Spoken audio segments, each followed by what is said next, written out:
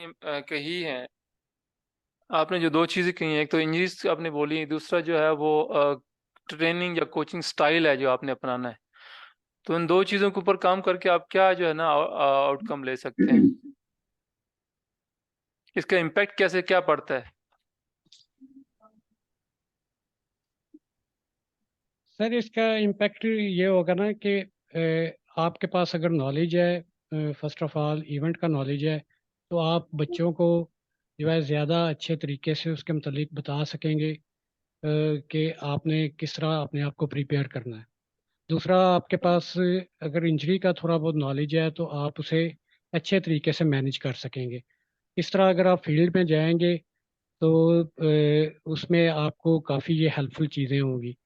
और सबसे पहले ये पंक्चुअलिटी जो है इसमें जो है वो कॉम्प्रोमाइज़ नहीं होना चाहिए। लीडरशिप बेशक आप ही की है, लेकिन इसमें कॉन्फिडेंस जो है आपने बच्चों को देना है ताकि वो म्यूचुअल अंडरस्टैंडिंग के साथ फील्ड में जो है जाएं और अच्छा रिजल्ट आपको मिल सके। जी, इसको कोई और ऐड ऑन करना चाहेगा किसी और चीज़ को प्लीज़? जी, प्लीज़। बेसिकली जो माइक ऑन आपने कीजिएगा प्लीज़। सर जी सर, बेसिकली मैं आपने जो 3 सेशन बताए हैं प्लेयर को ट्रेन करने के लिए, पहला तो ऑब्वियसली जो ट्रेनिंग सेशन है उसमें, उसके बाद उसको एडवांस ट्रेनिंग में लेके जाना है, सेकंड सेशन में नियर टू गेम सिचुएशन, और थर्ड जो है वो आपने बिल्कुल उसको मैच पोजीशन में ले जाना है ताकि बच्चे की कैपेसिटी जो है वो बड़े अच्छे से चेक हो सके कि वो किस लेवल पे जो उसके ऊपर टेक्निक इंप्लीमेंट की गई थी वो आया कि उसको मैच पोजीशन में भी लेके यूज करता है कि नहीं करता sir. Thank you. Progressions way में ट्रेनिंग आपने करवानी है। जी, प्लीज़। जी, प्लीज़। सर मैं ये कहना चाह रही हूँ कि someone who poor someone who rich, कोई आपके पास अगर सिफारिश लेके आ गया है कि आपने हमारे बच्चे पे ज्यादा फोकस करना है, तो आपने जो है सारे बच्चों को इक्वली लेके चलना है। हाँ, अगर थोड़ा कोई वीक है तो उसको सबके साथ मैच करना है, अगर वो बच्चा इंटरेस्ट रखता है। एक बात, दूसरी बात ये है कि फेवरेटिज्म नहीं होना चाहिए, यही कहना चाह रही थी मैं। आप इसको कैसे मैनेज करेंगे? ये जो क्वेश्चन है, अब इसको मैनेज करना है। मैं आप लोगों को पढ़ाऊँगा। इसमें एक फेवरेटिज्म का आया है और उसको सिफारिश। जी, जी, सेम चीज। दूसरी जो चीज़ है, इस चीज़ को कैसे हम बेहतर से प्रेज़ेंट कर सकते हैं, इसी चीज़ को जो अभी डिस्कस हुई है, इसको पॉज़िटिव वे में ले जाएँ जी। कि इसमें पता नहीं चले कि ये फेवरेट है या सिफ़ारिशी है या ठीक है। तो उसको आप कैसे मैनेज करेंगे? ये मेरी स्क्रीन ऑफ हुई है, प्लीज़ देखिएगा। अच्छा, यहाँ से ऑटो पे हो गई है फिर।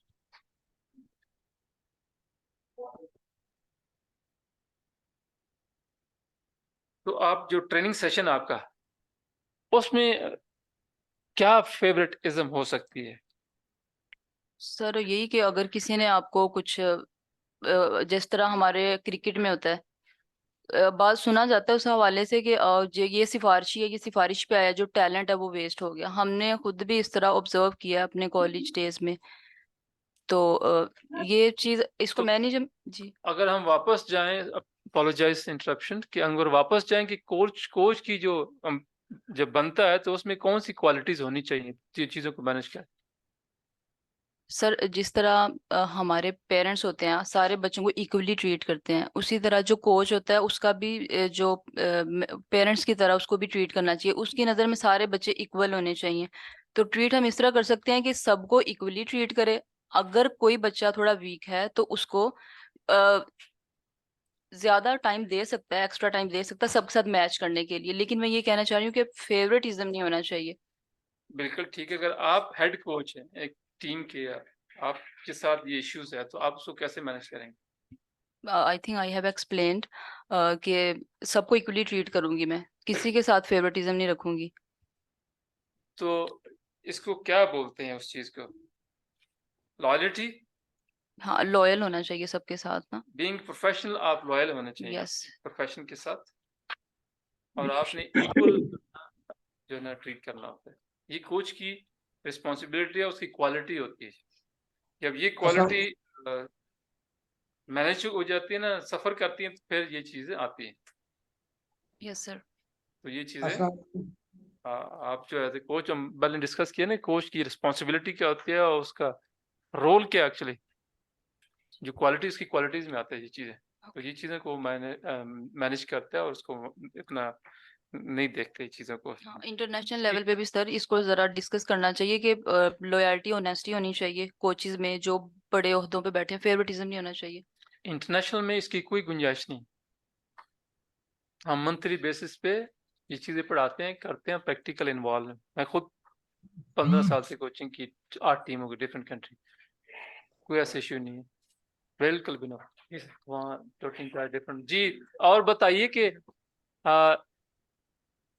जो चीज़ें हमने और डिस्कस की उनमें से और चीज़ें क्या आप बताना चाहेंगे कि आप उसको कैसे इम्प्लीमेंट करेंगे अपने ट्रेनिंग के दौरान अपने सिस्टम में? जी सर, अस्सलाम वालेकुम कोचिंग सर। जी प्लीज जावेद साहब, आप काफी देर से इंतजार कर रहे हैं। जी बोलिए। जी सर, कल की वर्कशॉप से जो एक इम्पोर्टेंट पॉइंट जो हमारे सामने आया है वो है एनवायरनमेंट। जब हम कोचिंग कर रहे होते हैं तो उसमें ये कि हमारे पास प्लेयर्स अगर ज़्यादा हैं और एनवायरनमेंट जो है वो हमारे पास अगर उस तरह से हमारे पास ग्राउंड नहीं है या कम बच्चे हैं तो हम उन्हें ट्रेनिंग स्टार्ट करवा देते थे। लेकिन अब ये पॉइंट एक बहुत अच्छा सामने आया कि एनवायरनमेंट पे हमने लाज़मी फ़ोकस करना है। हमने देखना है कि एट अ टाइम हम कितने बच्चों को ट्रेनिंग करवा सकते हैं ताकि हम इंजरीज़ जो है इस तरह की चीज़ों से बच सकें। मैंने सर ये पॉइंट जो है ना बड़ा इसको फ़ोकस किया है और यही मैं शेयर करना चाह रहा था। Thank you so much. ठीक है, मैं आपसे एग्री करता हूँ, आपने ठीक बोला है। उसमें थोड़ा-सा हम इसको करेक्ट ऐसे करते हैं ना कि जो एनवायरनमेंट है ना, वो आपका ट्रेनिंग का माहौल है जिसको आप क्रिएट करते हैं सारा। हेल्दी एनवायरनमेंट करते हैं, सेफ्टी, वो सिक्योरिटी, सिक्योर सारा, और सारी चीज़ों को आप मद्देनज़र रखते हैं। और जो है ना ट्रेनिंग ऑर्गेनाइज़ेशन, उसके अंदर ये है कि आपके पास जब बड़ा ग्रुप आता है तो उसमें फिर आपने देखना है कि जो वेन्यू जो है, आपकी कैपेसिटी कितनी है, सरफेस कौन-सी है, उसमें उसको आपने देखना है सारा। ट्रेनिंग ऑर्गेनाइजेशन की उसकी मैनेजमेंट जो है ना, ट्रेनिंग मैनेजमेंट है, उसमें आती हुई चीज़।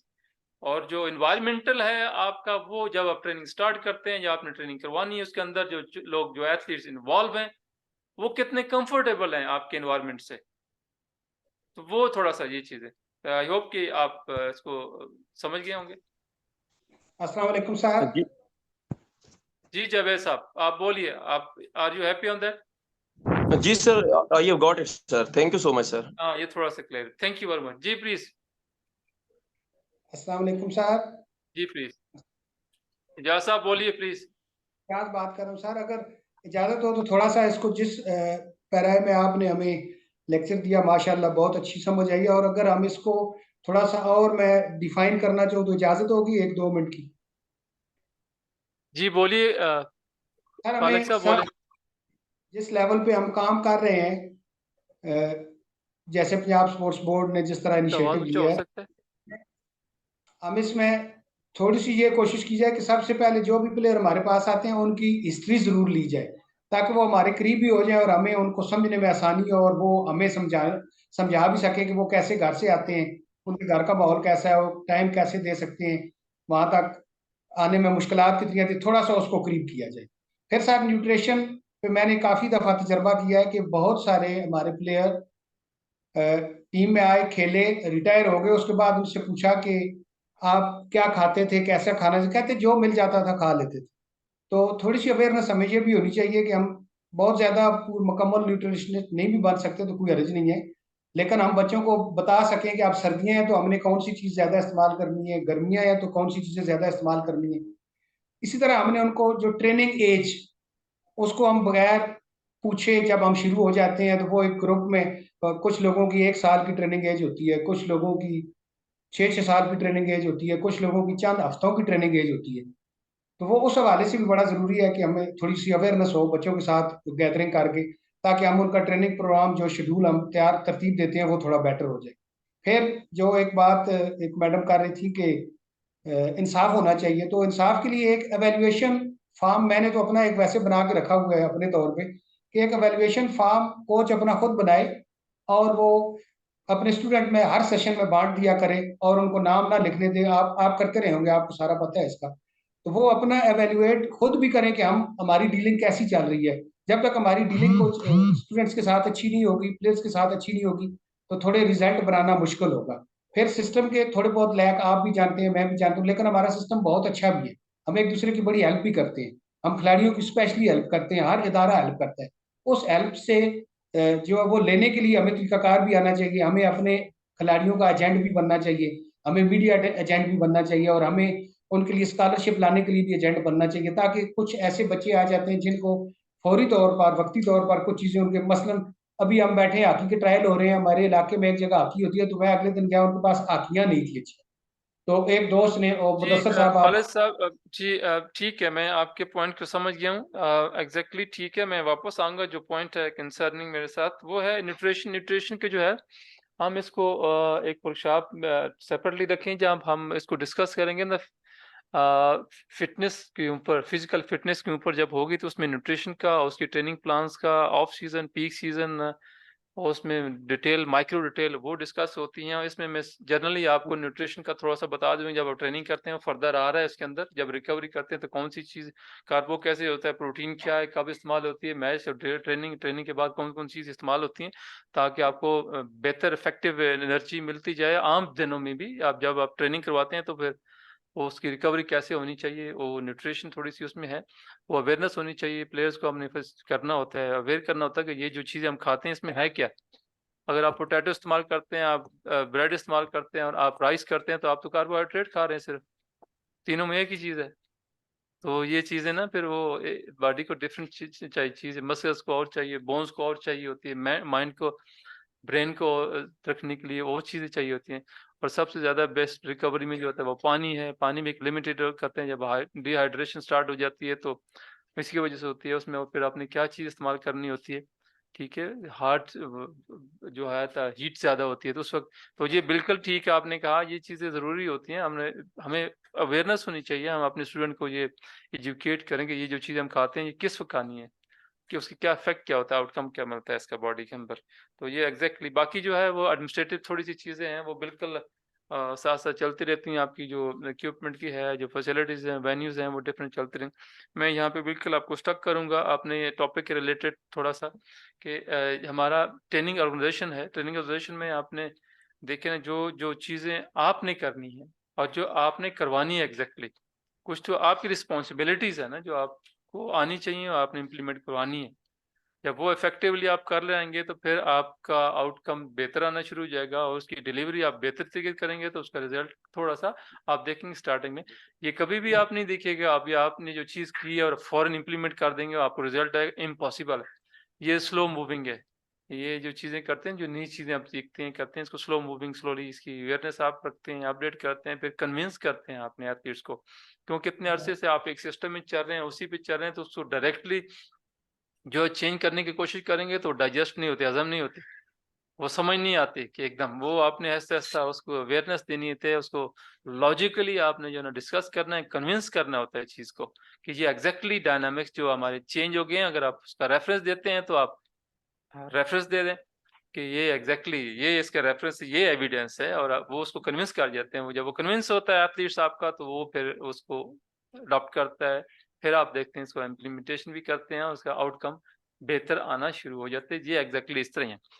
तो थोड़ा सा हम आगे चलें, थोड़ा सा कि ये जब आप जो इंजरीज फैक्टर्स आ जाते हैं ना, इंजरीज के ऊपर अभी डॉक्टर साहब आएंगे तो मजीद डिटेल में बता दे, तो मैं इसी टॉपिक को थोड़ा सा इस सेशन के अंदर ही ट्रेनिंग ऑर्गेनाइजेशन में ले जाता हूँ।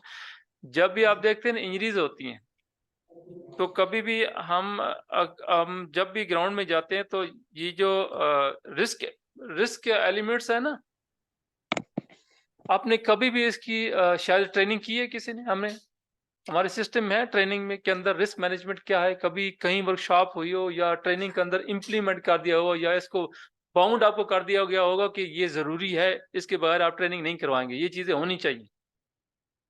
एथलीट्स की सेफ्टी जो है, प्रोटेक्शन जो है, तो ये आपको जो है ज़रूरी है। अभी वर्ल्ड वाइज ये होता है कि इसके बगैर, अगर आप यहाँ पे रिस्क मैनेजमेंट में हमारा होता है, ये वर्कशॉप्स करवाते हैं, इसमें अगर आप पूरा यूरोप में, मेरा एक्सपीरियंस है बेल्जियम में, मैंने 2 साल गुजारा, और इसके ऊपर बहुत रिस्ट्रिक्ट है जी। जितना यूथ एथलीट्स आता है फुली प्रोटेक्ट होता है, वो आते हैं 5 साल 6 साल से स्टार्ट करते हैं, 5 साल से स्टार्ट करते हैं स्पोर्ट्स को ना, ये होता है 14 ईयर्स तक वो ऑलमोस्ट बहुत अच्छा हो जाते हैं।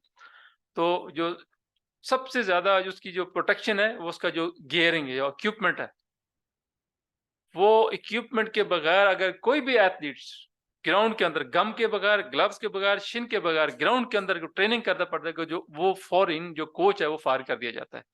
इस पे नो टॉलरेंस है, टॉलरेंस नहीं है, सॉरी, क्योंकि आप प्रोटेक्ट नहीं कर पाए, और जो एथलीट्स होता है वो इंश्योर्ड होता है, ठीक है, वो उनका कानून है सारा, वर्ल्ड वाइड ये अभी कर देगा सारा कुछ। और ये आप भी आपने, क्योंकि आप रिस्पॉन्सिबल रहें ग्राउंड के अंदर, कि अगर कुछ भी इंजरीज हो जाती है, बेसिक जो इंजरीज होती हैं, अगर उस इक्विपमेंट की वजह से होती है तो रिस्पॉन्सिबिलिटी आपके ऊपर आती ही है, आप इसके रिस्पॉन्सिबल। सेकेंडली, जब आप किसी भी जगह पे आप ट्रेनिंग करवा रहे हैं तो ये कम से कम जो बेसिक्स, जो फर्स्ट एड है ना, ये हम इसको बिल्कुल इग्नोर कर देते हैं। और आपकी एग्जैक्टली कुछ इनसाइड इंजरीज होती है मसल्स के ऊपर, जो स्पेशली जो टीम स्पोर्ट्स हैं, जो बॉल के साथ होती हैं, हॉकी हो गई या क्रिकेट की शॉट लगती है, या अभी बास्केटबॉल देखते हैं तो इंजरीज होती है, आपकी फिंगर्स के अंदर इंजरी हो जाती है। और उसके बाद आप फुटबॉल में देखते हैं, इसमें जब आप किक करते हैं, आजकल क्लोज कॉन्टैक्ट के ऊपर कहीं किक लगी होती है, जब मसल के ऊपर वो टो लगती है,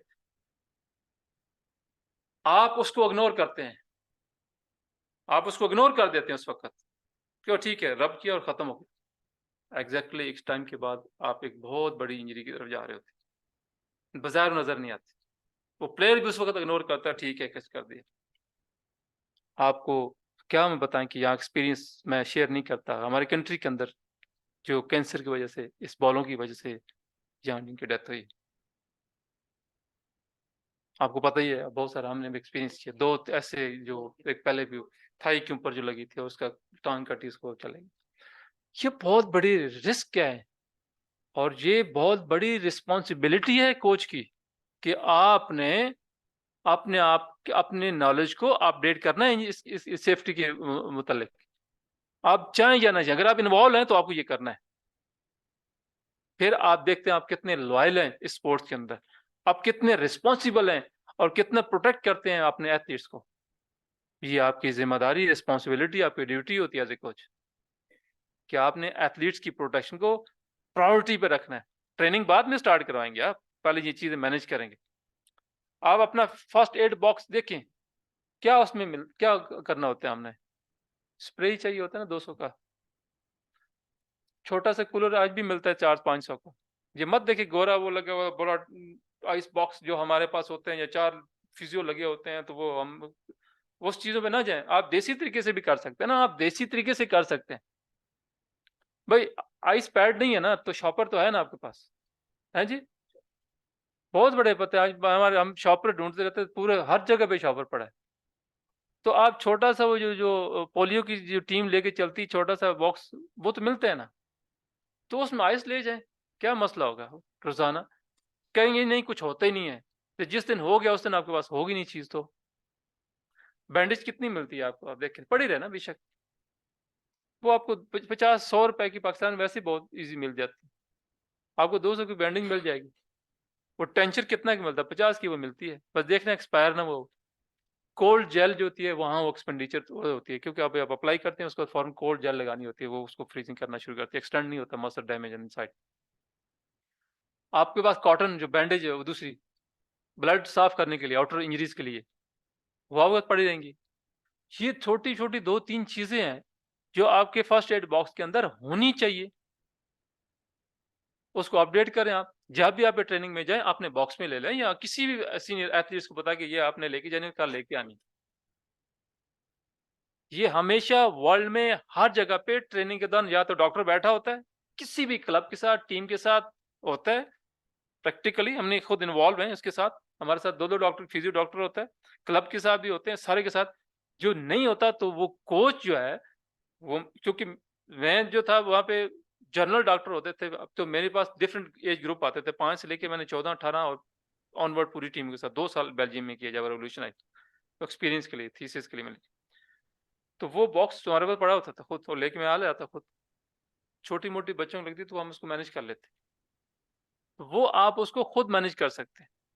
अभी सिंपल अब देखें कि इंजरीज जो होती हैं, कल भी हम डिस्कस कर रहे थे कि जो इंजरीज है वो कौन सी इंजरीज है, इनसाइड इंजरीज है, मसल्स की इंजरीज है, बोन की इंजरीज है, या जॉइंट ट्विस्ट हुआ है, एंकलेट ट्विस्ट हुआ है, क्रैम्स पड़ गए हैं। ये अभी आप देखते हैं ना कि अभी बहुत ज्यादा खिंचाव पड़ता है गर्मियों में, या सर्दियों में भी क्रैम्स आना शुरू हो जाते हैं। इसका क्या, इसकी बुनियादी वजह क्या होती है जी, प्लीज बताइए, आप शेयर करें। ये जो क्रैम्स पड़ते हैं, खिंचाव पड़ते हैं, तो ये क्या वजह होती है? इसकी सर सब जी प्लीज। जी वाटर इनटेक कम होता है जी। जी बेसिकली बहुत जो है प्रॉपर्ली किया जाता है। ओके जी, आप बताइए। मेरे जो दोस्त ऑनलाइन है, प्लीज शेयर कीजिए जी। आप जब क्रैम्स पड़ते हैं, ये खिंचाव पड़ जाता है ट्रेनिंग के दौरान या किसी वक्त, तो ये बुनियादी वजूहत क्या है और इसको मैनेज कैसे किया जा सकता है? सर इसकी बुनियादी वजह डिहाइड्रेशन और इलेक्ट्रोलाइट्स की कमी होती है। जब आप डिहाइड्रेशन होते हैं तो इलेक्ट्रोलाइट्स की कमी होती है। तो सर इसका जो हल है सर वो ये है कि आप कोई इलेक्ट्रोलाइट सॉल्यूशन ले सकते हैं, एनर्जी ड्रिंक्स या स्पोर्ट्स ड्रिंक्स जो होते हैं वो ले सकते हैं, ड्यूरिंग ट्रेनिंग या मैच ले सकते इसके अलावा कौन सा बेस्ट ऑप्शन है हमारे पास? जी ऑनलाइन मेरे दोस्त जो कुछ हैं, सरगोदा से हैं, बावलपुर से हैं, आप भी शेयर कीजिए प्लीज। सर जी जी प्लीज। क्राइम्स की बेसिक वजह जो है वो बगैर वार्म अप किए जो है वो गेम स्टार्ट करना है। जी जी ठीक है। इसके अलावा इसको मैनेज कैसे किया जा सकता है, मिनिमाइज कैसे किया जा सकता है? जी फरहद भाई आप बताइए जरा, फरहद अब्बास साहब। जी जी सर, आवाज आ रही है सर? जी जी बिल्कुल आ रही है, बोलिए आप प्लीज। जैसे कि अभी दोस्त बता रहे थे कि डिहाइड्रेशन इसकी मेन काज होती है। बाकी जब हम बगैर वार्म अप के मतलब वर्कआउट शुरू कर देते हैं ना, तो उसमें पानी और बाकी जो ड्रिंक्स वगैरह होती हैं उनको प्रॉपर लेना चाहिए। और कोई भी जब आप गेम करते हैं तो उससे पहले प्रॉपर उसका वार्म अप वो करना चाहिए। वार्म अप भी ठीक हो गया, बाकी भी ठीक हो गया, तो उसके बावजूद अगर ये चीज हो तो क्या वजह हो सकती है? सर इसमें पानी का इंटेक जो है ना वो कम होने की वजह से जो है स्वेटिंग होती है और नमकियात जो है जिस्म से निकलते हैं, उसकी वजह से भी ये क्रैम्प्स पड़ते हैं। तो इसका इंटेक जो है ये अगर सॉल्ट के साथ आप पानी को दें तो उसमें वो काफ़ी रिकवरी आने का चांसेस है। जी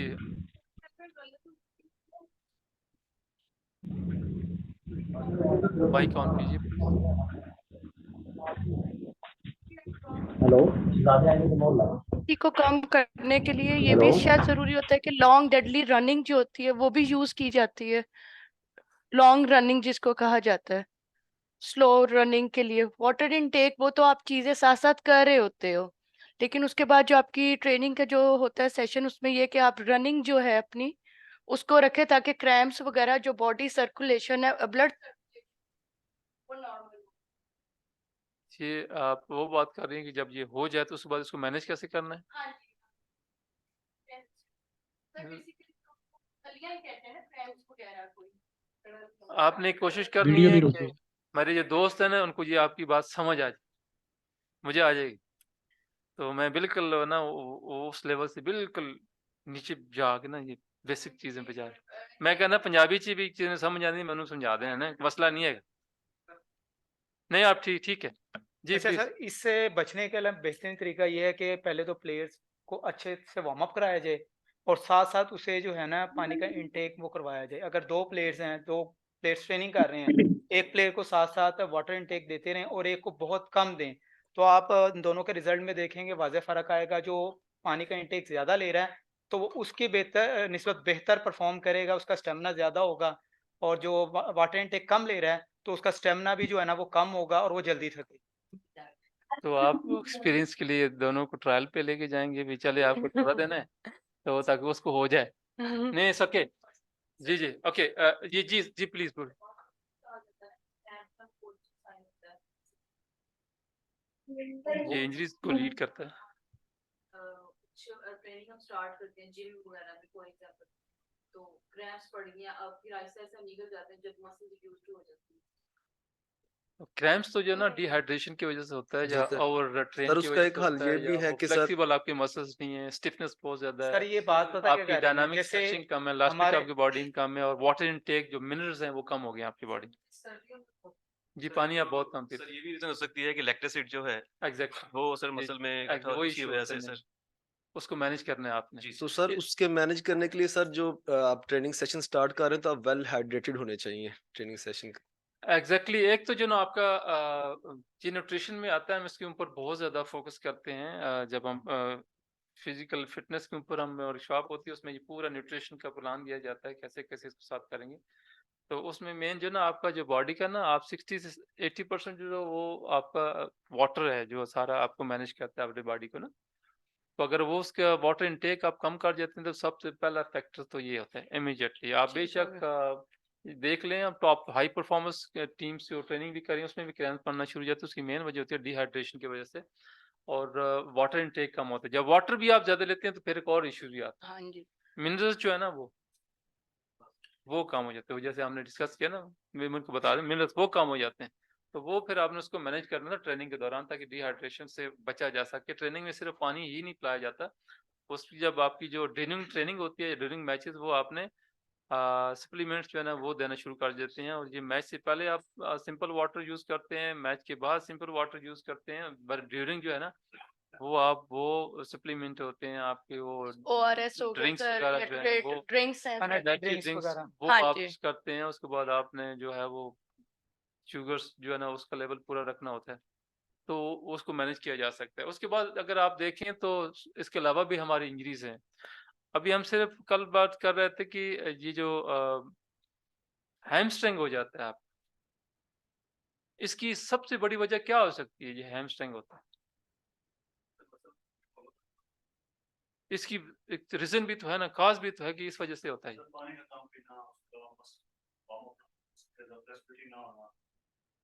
सर अपनी हाँ जी, ज्यादा स्ट्रेच कर देना, मतलब कुछ ऐसे मसल्स होते हैं मतलब जो स्टार्टिंग ऑफ ट्रेनिंग उनको मतलब स्लोली जो है वो मतलब वर्किंग में लाया जाता है। और मतलब स्टार्टिंग में ही आप उनको इतना ज्यादा प्रेशर दे दें कि वो हैमस्ट्रिंग्स वगैरह इस तरह की जो इंजरीज हैं आप उसमें पड़ जाते हैं।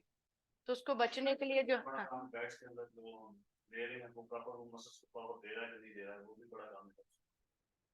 डाइट तो सर जी हमेशा एक है ना, मतलब जी आप प्लीज बोलिए। ऑनलाइन मेरे जो दोस्त हैं सरगोदा से, आज सरगोदा में दोस्त नजर नहीं आ रहे। ऑनलाइन कितने लोग हैं? जी प्लीज।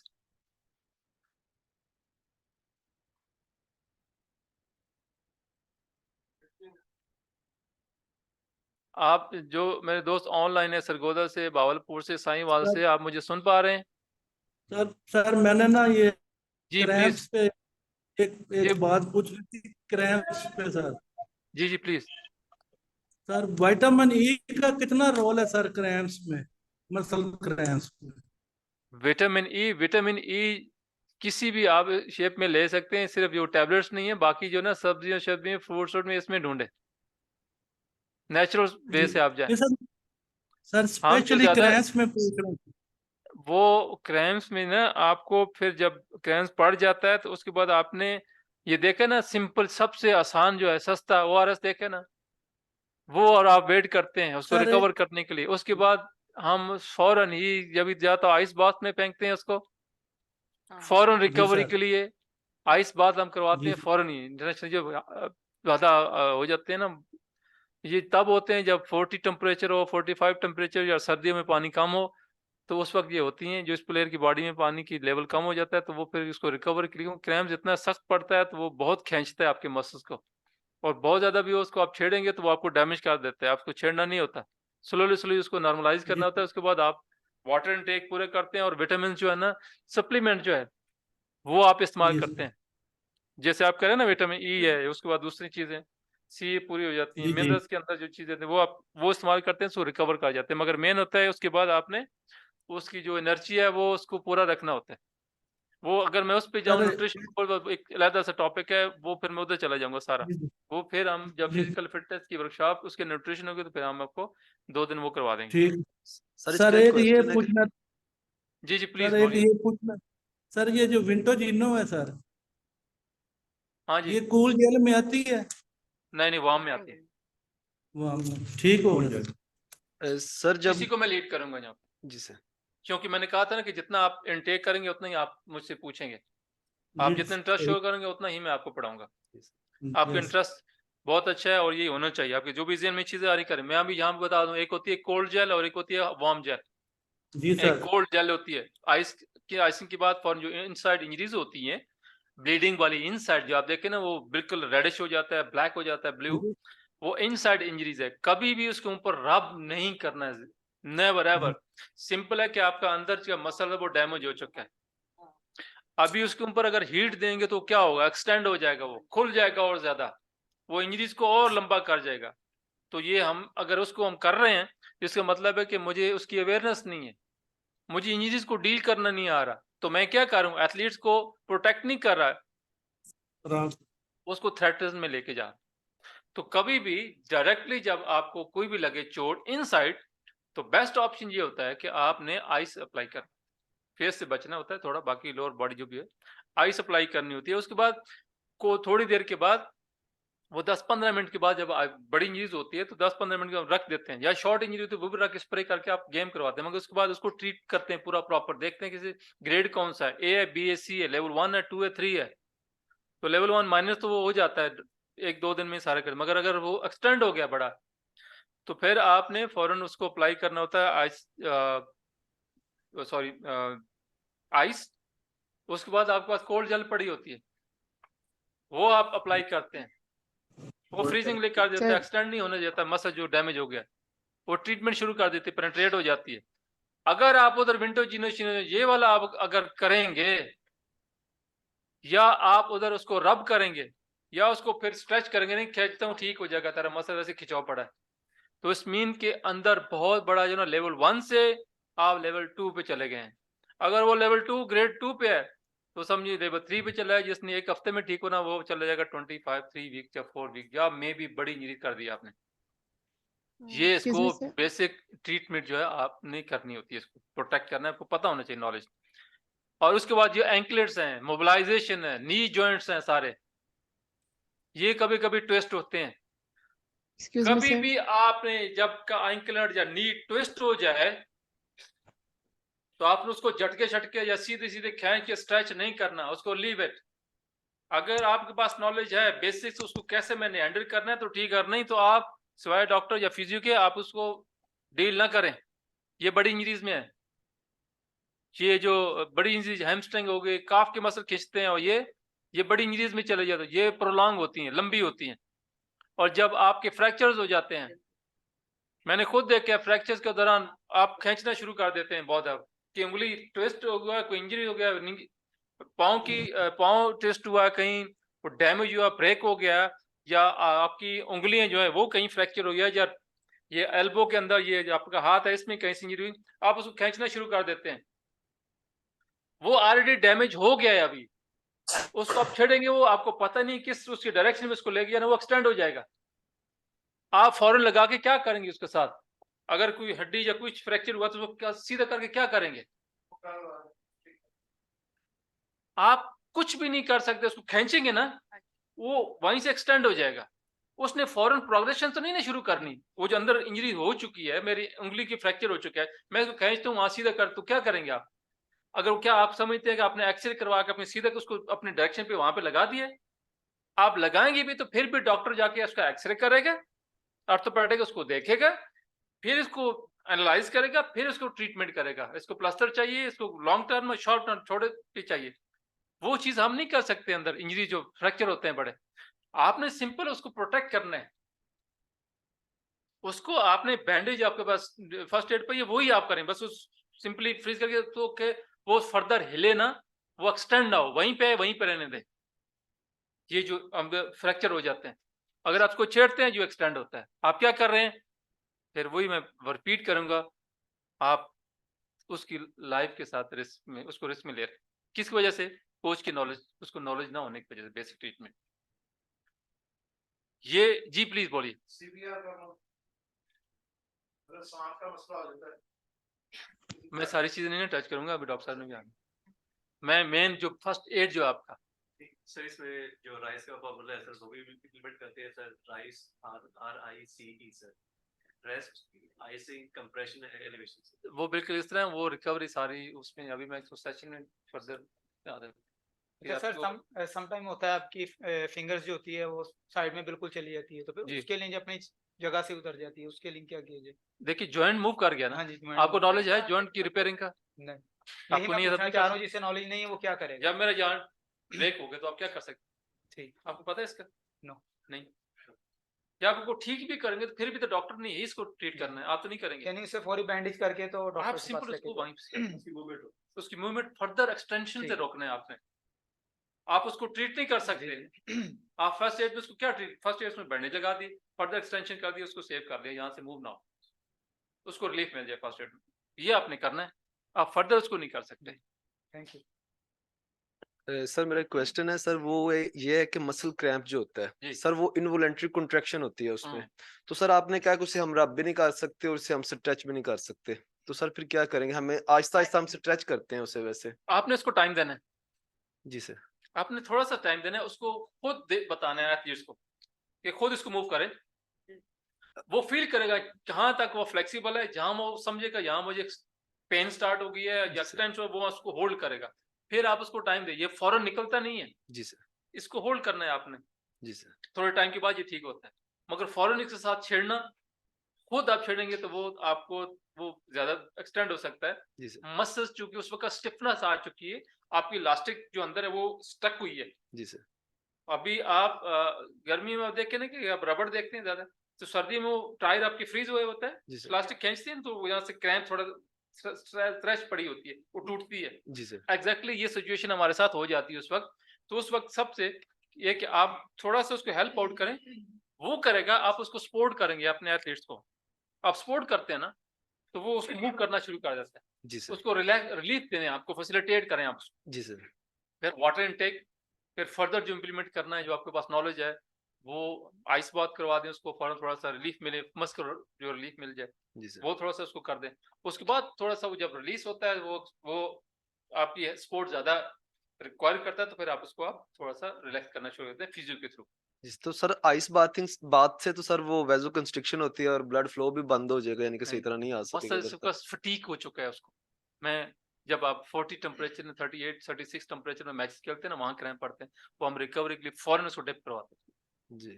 थोड़ा सा उसको स्लीप करके रखा के वो रिकवर होता है। आइस क्या है? आइस सर फास्ट रिकवरी है। जी सर। तो आइस बात वही है, डाला डिप किया 1-2 मिनट उसको निकाल।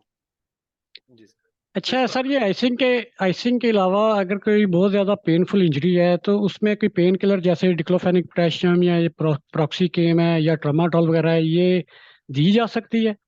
देखिए जी, आप 2 चीजें ध्यान में रखें। मेडिकेशन जो है वो आप जो है आपके फिजियो के डॉक्टर के बगैर इस्तेमाल न करें। उसका साइड इफेक्ट भी होता है और उसका इफेक्ट क्या है उस मसल के ऊपर ये पता होना चाहिए।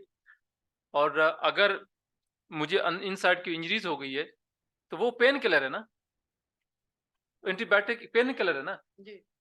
तो पेन किलर क्या है, मुझे उस वक्त तो मुझे रिलीफ पेन की मिल जाएगी, मगर प्रॉब्लम्स तो मेरी वहीं पे है ना।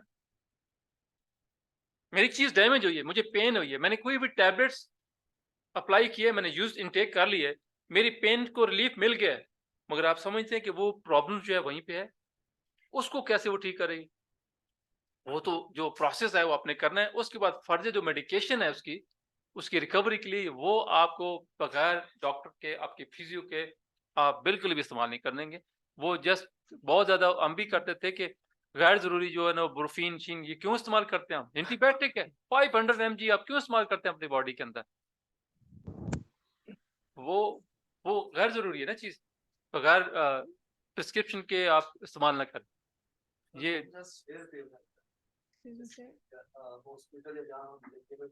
मैंने कहा डॉक्टर के ही, अगर वो भी दूर है हमारे से, क्या हम उसका आप मुझे कहे ना कि मुझे आप 6-10 डॉक्टर के नंबर दे तो मैं अभी बात भी करवा लूँ। तो मैंने सबसे पहले आपसे कहा कि आपको सबसे पहले पता होना चाहिए कि आपका हॉस्पिटल कितना दूर है आपसे, आपकी डिस्पेंसरी कहाँ पे है, आपकी एम्बुलेंस कितने टाइम पे आपके पहुंच सकती है, आप उस इंजरीज को लेके आपकी गाड़ी में आप कितना टाइम ट्रैवल करके आप हॉस्पिटल उसको ट्रीटमेंट के लेके जा सकते हैं। कि आप समझते हैं कि मैं बेसिक जो इन्फॉर्मेशन है फर्स्ट एड की वो तो आप कर सकते हैं, मगर फर्दर जो है वो आपके बस की बात नहीं है, तो फिर आपको उसको प्रोसीड करना है हॉस्पिटल के अंदर। ये तरीका है। आप कोई भी ऐसी मेडिकेशन जो बगैर आपके नॉलेज के आप करते हैं तो वो साइड इफेक्ट दे सकती है, उसको डैमेज कर सकती है। ये आप इससे एग्री करते हैं? हम पहले ये स्टार्ट यही करते हैं कि आप मुझे बताएं आपका हॉस्पिटल किधर है, आपके पास रेस्क्यू का नंबर है, आपके पास क्या अवेलेबिलिटी है, सोर्सेज क्या है आपके पास जब कोई इंजरीज हो जाता है, बड़ी इंजरीज जाती है, आपके पास गाड़ी है, मोटरसाइकिल है उसको लेके जाने के लिए। ये सारी चीजें अपने एज ए कोच की क्वालिटी है, उसको मैनेज करना होता है, उसकी रिस्पॉन्सिबिलिटी है। तो बड़ी इंजरी तो आप बॉल लगी है तो आप पेन किलर टैबलेट्स तो आपका कुछ नहीं करें, वो तो वही प्रोसेस है। फर्स्ट एड में कौन सी चीजें अप्लाई होती हैं वो आपने देखनी है। जी आप कुछ कहना चाह रहे हैं? जी सर, मैं ये पूछना चाह रही थी। जी प्लीज। जी मैं जो है क्या कहते हैं, कूल जो है वो हमारे पास कूल जेल और वार्म जेल है। तो इंजरीज में पूछना चाह रही थी कि ये दोनों जेल जो है वो किस टाइप की इंजरीज पे अप्लाई की जाती है। मतलब समटाइम हम कंफ्यूज हो जाते हैं कि ये इस इंजरी पे हम हमने थोड़ा जो सा है ब्रेक वो लेंगे वेंटो प्लीज, जिन लगाना। मैं जी आपको जी कॉल बैक करता हूं। अस्सलाम जी जी। वालेकुम।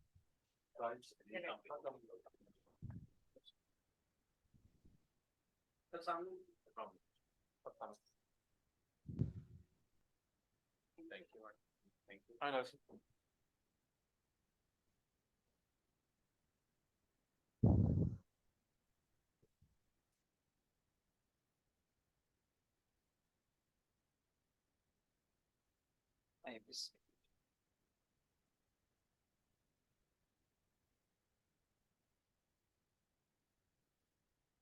कैसे हैं आप? अल्हम्दुलिल्लाह जी, गुड। मेरा पहला एक्सपीरियंस है पाकिस्तान के अंदर। मैं आज 10 साल के बाद पाकिस्तान में खुशगवार हूँ के रूम के अंदर। तो हम चूँकि इन्वॉल्व हैं इंटरनेशनल फेडरेशन में और एशिया ओलंपिक में, तो उनकी रिक्वेस्ट पे हम आ गए कुछ ना कुछ अपने कंट्री के अपने लोगों को ना अपना नॉलेज थोड़ा ट्रांसफर कर दें। तो मुझे बड़ी खुशी हुई, मैंने जब पढ़ा कि आप भी आ रहे हैं, थोड़ा सा अवेयरनेस दे रहे हैं। तो मेरा टॉपिक चूँकि ट्रेनिंग ऑर्गेनाइजेशन था, उसके अंदर ये हमारा रिस्क मैनेजमेंट जो है, इसी के रिलेटेड जो है ये फैक्टर जब होती है तो कुछ क्या करना चाहिए। तो ओवर टू यू, आप इसको प्लीज आप इसको कंटिन्यू करें, मैं इसको बात कर लेता हूँ।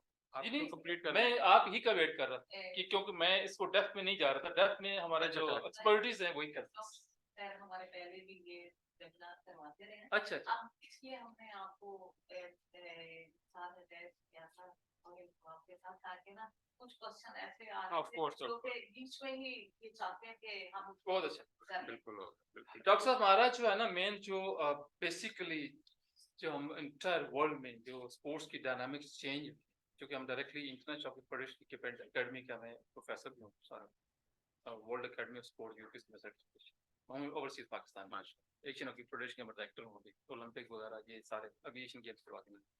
तो डायरेक्टली मैं इन्वॉल्व हूँ एजुकेशन के अंदर 18 ईयर्स है इंटरनेशनल फेडरेशन में और डायरेक्टर में फेडरेशन का। तो एजुकेशन के साथ हमारा ज़्यादा रिलेटेड है। तो पाकिस्तान में जो मेरा एक्सपीरियंस है, जो अवेयरनेस है हमारी रिस्क मैनेजमेंट की, एथलीट की प्रोटेक्शन की, वो बहुत कम इंटायर। अगर मैं मेरा एक्सपीरियंस यूरोप में बहुत ज़्यादा है, आपके लिए यूरोप और यूके में करते रहे, तो सबसे ज़्यादा प्रोटेक्शन जो दी जाती है वहाँ पे वो एथलीट, वो प्रायोरिटी है और उसको सबसे ज़्यादा फैसिलिटेट किया जाता है कि उसको जब वो हेल्दी इन्वायरमेंट मिले उसको, और जिस इन्वायरमेंट में वो काम कर रहा था या ट्रेनिंग करवाई जा जाती है वो उसके अंदर सारी चीज़ें अवेलेबल, उसकी जो लाइफ है, उसकी जो सारी चीज़ें वो सिक्योर हैं। अगर उसको कोई वहाँ पे इंजरीज का फैक्टर आता भी है तो वहाँ पे जो हमारे एक्सपर्टीज हैं, जो इसके साथ लोग काम कर रहे हैं, more than competent enough, because उन्होंने अपना नॉलेज अपडेट किया होता है। बेसिक्स जो चीज़ें हैं फर्स्ट एड की वो जा प्रोटेक्शन हेल्दी इन्वायरमेंट में। तो मेरा जो यहाँ पे जो मैंने 2 साल पाकिस्तान टीम का 18 साल बाहर कराने के बाद 2 साल एक्सपीरियंस किया था पाकिस्तान के अंदर, तो काफ़ी चीज़ों के ऊपर सफ़र कर रहा है कंट्री स्पोर्ट्स के अंदर। और ऐसे भी है कि जब आपकी टॉप टीम्स कहीं वर्ल्ड के बड़े इवेंट में भी होती है तो वहाँ भी अपोलोजाइज, सॉरी इसको ट्रेनर नहीं होता, फिजियो नहीं होता, या फर्स्ट एड मैं इन्वॉल्व नहीं करती हूँ, मैं तो बहुत मैनेज करूँ। तो ये है कि अगर थोड़ा सा आप इस चीज़ को ऊपर करें, सिर्फ वेबिनार मैक्सिमम करें, कम से कम जो हमारे कोचेस हैं ये इनको ये अवेयरनेस आ जाए कि हमने अपने एथलीट्स को प्रोटेक्ट कैसे करना है एज ए फर्स्ट एड के थ्रू, और बेसिक जो डॉक्टर जो रिक्वायरमेंट है इंजरीज, ये जाना इसको ज़्यादा जरूरी है। बिल्कुल, क्योंकि हमारे एथलीट्स सफ़र करो, मैं वन ऑफ विक्टिम मेरी ऑलमोस्ट 21 साल हो गई जब मैंने पाकिस्तान छोड़ा था, और ऑलमोस्ट 48 ईयर्स हो गए। तो जब मैंने वहाँ पे ये पढ़ी और पढ़ाना शुरू कर दी, तो मैंने कुछ ऐसी हमारी एक्सरसाइजेस थी किसी को पता ही नहीं था करवाते, और मैं आज भी उस इंजरीज को साथ लेके चल रहा हूँ 10 साल। तो रॉन्ग ट्रेनिंग की वजह से मुझे बैड पोस्चर, बैड की वजह से मैं अभी भी सफर करता हूँ, और बहुत ट्रीटमेंट मैं करवा दूँ। तो ये होता है कि आप कोचेस की रिस्पॉन्सिबिलिटी है कि आप उसको ट्रेनिंग करते हैं या उसको इंजर करते हैं। तो ये सब थोड़ा सा था कि हमारे कुछ रिस्क हैं जो टॉलरेबल है और अनटॉलरेबल। कहीं तो आप उसको रिस्क ले सकते हैं, आप इसको ट्रेनिंग, कहीं आप बिल्कुल नहीं ले सकते, अनएक्सेप्टेबल। और जो बेसिक इंजरीज हैं जो सारी, जब इसको डिस्कस कर रहे थे ना, तो फर्दर आप आते हैं तो ज्यादा हम उसकी कर रहे थे, क्रैम्प्स वगैरह, डिहाइड्रेशन वगैरह भी आ जाती हैं, जो आउटर इंजरीज हैं, ब्लीडिंग होगी या इनर इंजरी, उसको आपने कैसे करना है। जो जब बड़ी इंजरीज होती हैं तो उसको आपको कैसे डील करना, फ्रैक्चर्स वगैरह हो जाते हैं, ये तो ना तो हमारा ये होता है कि बड़ी इंजरीज है उसको भी हम हैंडल करना शुरू करते हैं। It is highly risky fact, क्योंकि आपको अवेयरनेस नहीं है, तो ये थोड़ा सा। अच्छा जाहिद साहब, थैंक यू सो मच। आप इसको कंटिन्यू करेंगे, मैं आपको साथ मैं अपना तारुफ करा दूं। मैं doctor Aamir Syed, orthopaedic and sports surgeon हूँ। मेरी बेसिक क्वालिफिकेशन है for fellowship in orthopaedic surgery, then I done fellowship in sports and exercise medicine university of South Wales UK से, then I done arthroscopy and sports surgery fellowship from Gazi university Ankara, Turkey से, and many more multiple sports surgery fellowships. So I'm not a physician, I'm a surgeon. Surgeon क्या करता है या surgery और sports medicine में क्या फ़र्क है, जैसे आप बता रहे थे, वो भी मैं इन डिटेल हम डिस्कस करेंगे। लेकिन जैसा कि आपका ये पहले ही सेशन चल रहा है, तो मैं अपना इसमें ही आपके साथ इनपुट देता जाऊंगा। सबसे पहले जो आज की टॉक का जो मैंने एनालाइज किया सर की बातों से, कि what is the role of coach in prevention of injury.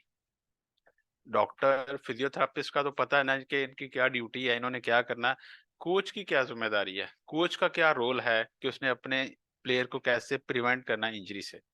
ठीक है, वो रोल सिंपल ये नहीं है कि उन्होंने ट्रेनिंग करवा दी है, ओवर ट्रेनिंग से भी इंजर्ड हो सकता है। पता आप ही की ओवर ट्रेनिंग से ही इंजरी हो सकती है। ठीक है, आप ही के pre injury assessment, pre sports assessment आपका बड़ा इंपॉर्टेंट है कि आपने उस पेशेंट को, अपने प्लेयर को अलाउ करना है या नहीं करना। आपने उसकी फिटनेस का ख्याल करना है, आपने उसके वार्म अप का ख्याल करना है, आपने उसके इक्विपमेंट का ख्याल करना है कि क्या प्रोटेक्टिव इक्विपमेंट उसके पास प्रॉपर है या नहीं है। अगर एक प्लेयर है हॉकी का, अगर उसका प्रॉपर शूज ही नहीं है, वो कैसे दौड़ सकता है। ठीक है ना, ये sir responsibility of the coach. फिर आपने जिस पिच पे या जिस एनवायरनमेंट, कौन सी गेम खेल रहा है, फॉर इंस्टेंस स्विमर है, तो उसका अगर टेम्परेचर ही कंट्रोल नहीं है उसके वाटर का, तो आप उसको कैसे एक अच्छा एनवायरनमेंट प्रोवाइड कर सकते हैं। This is the responsibility of the coach. Of course world wide, जैसे सर बता रहे हैं कि सर ने भी काम किया यूके में और दुनिया में, तो उधर कोचेज भी अलहदा, मैनेजमेंट का अलहदा, हेल्थ का अलहदा, 4 कोचेज उनको डेडिकेटेड किए जाते हैं। लेकिन अनफॉर्चुनेट या हमारे रिसोर्सेज इतने हैं कि हमें एक ही कोच ने सारा कुछ करना होता है।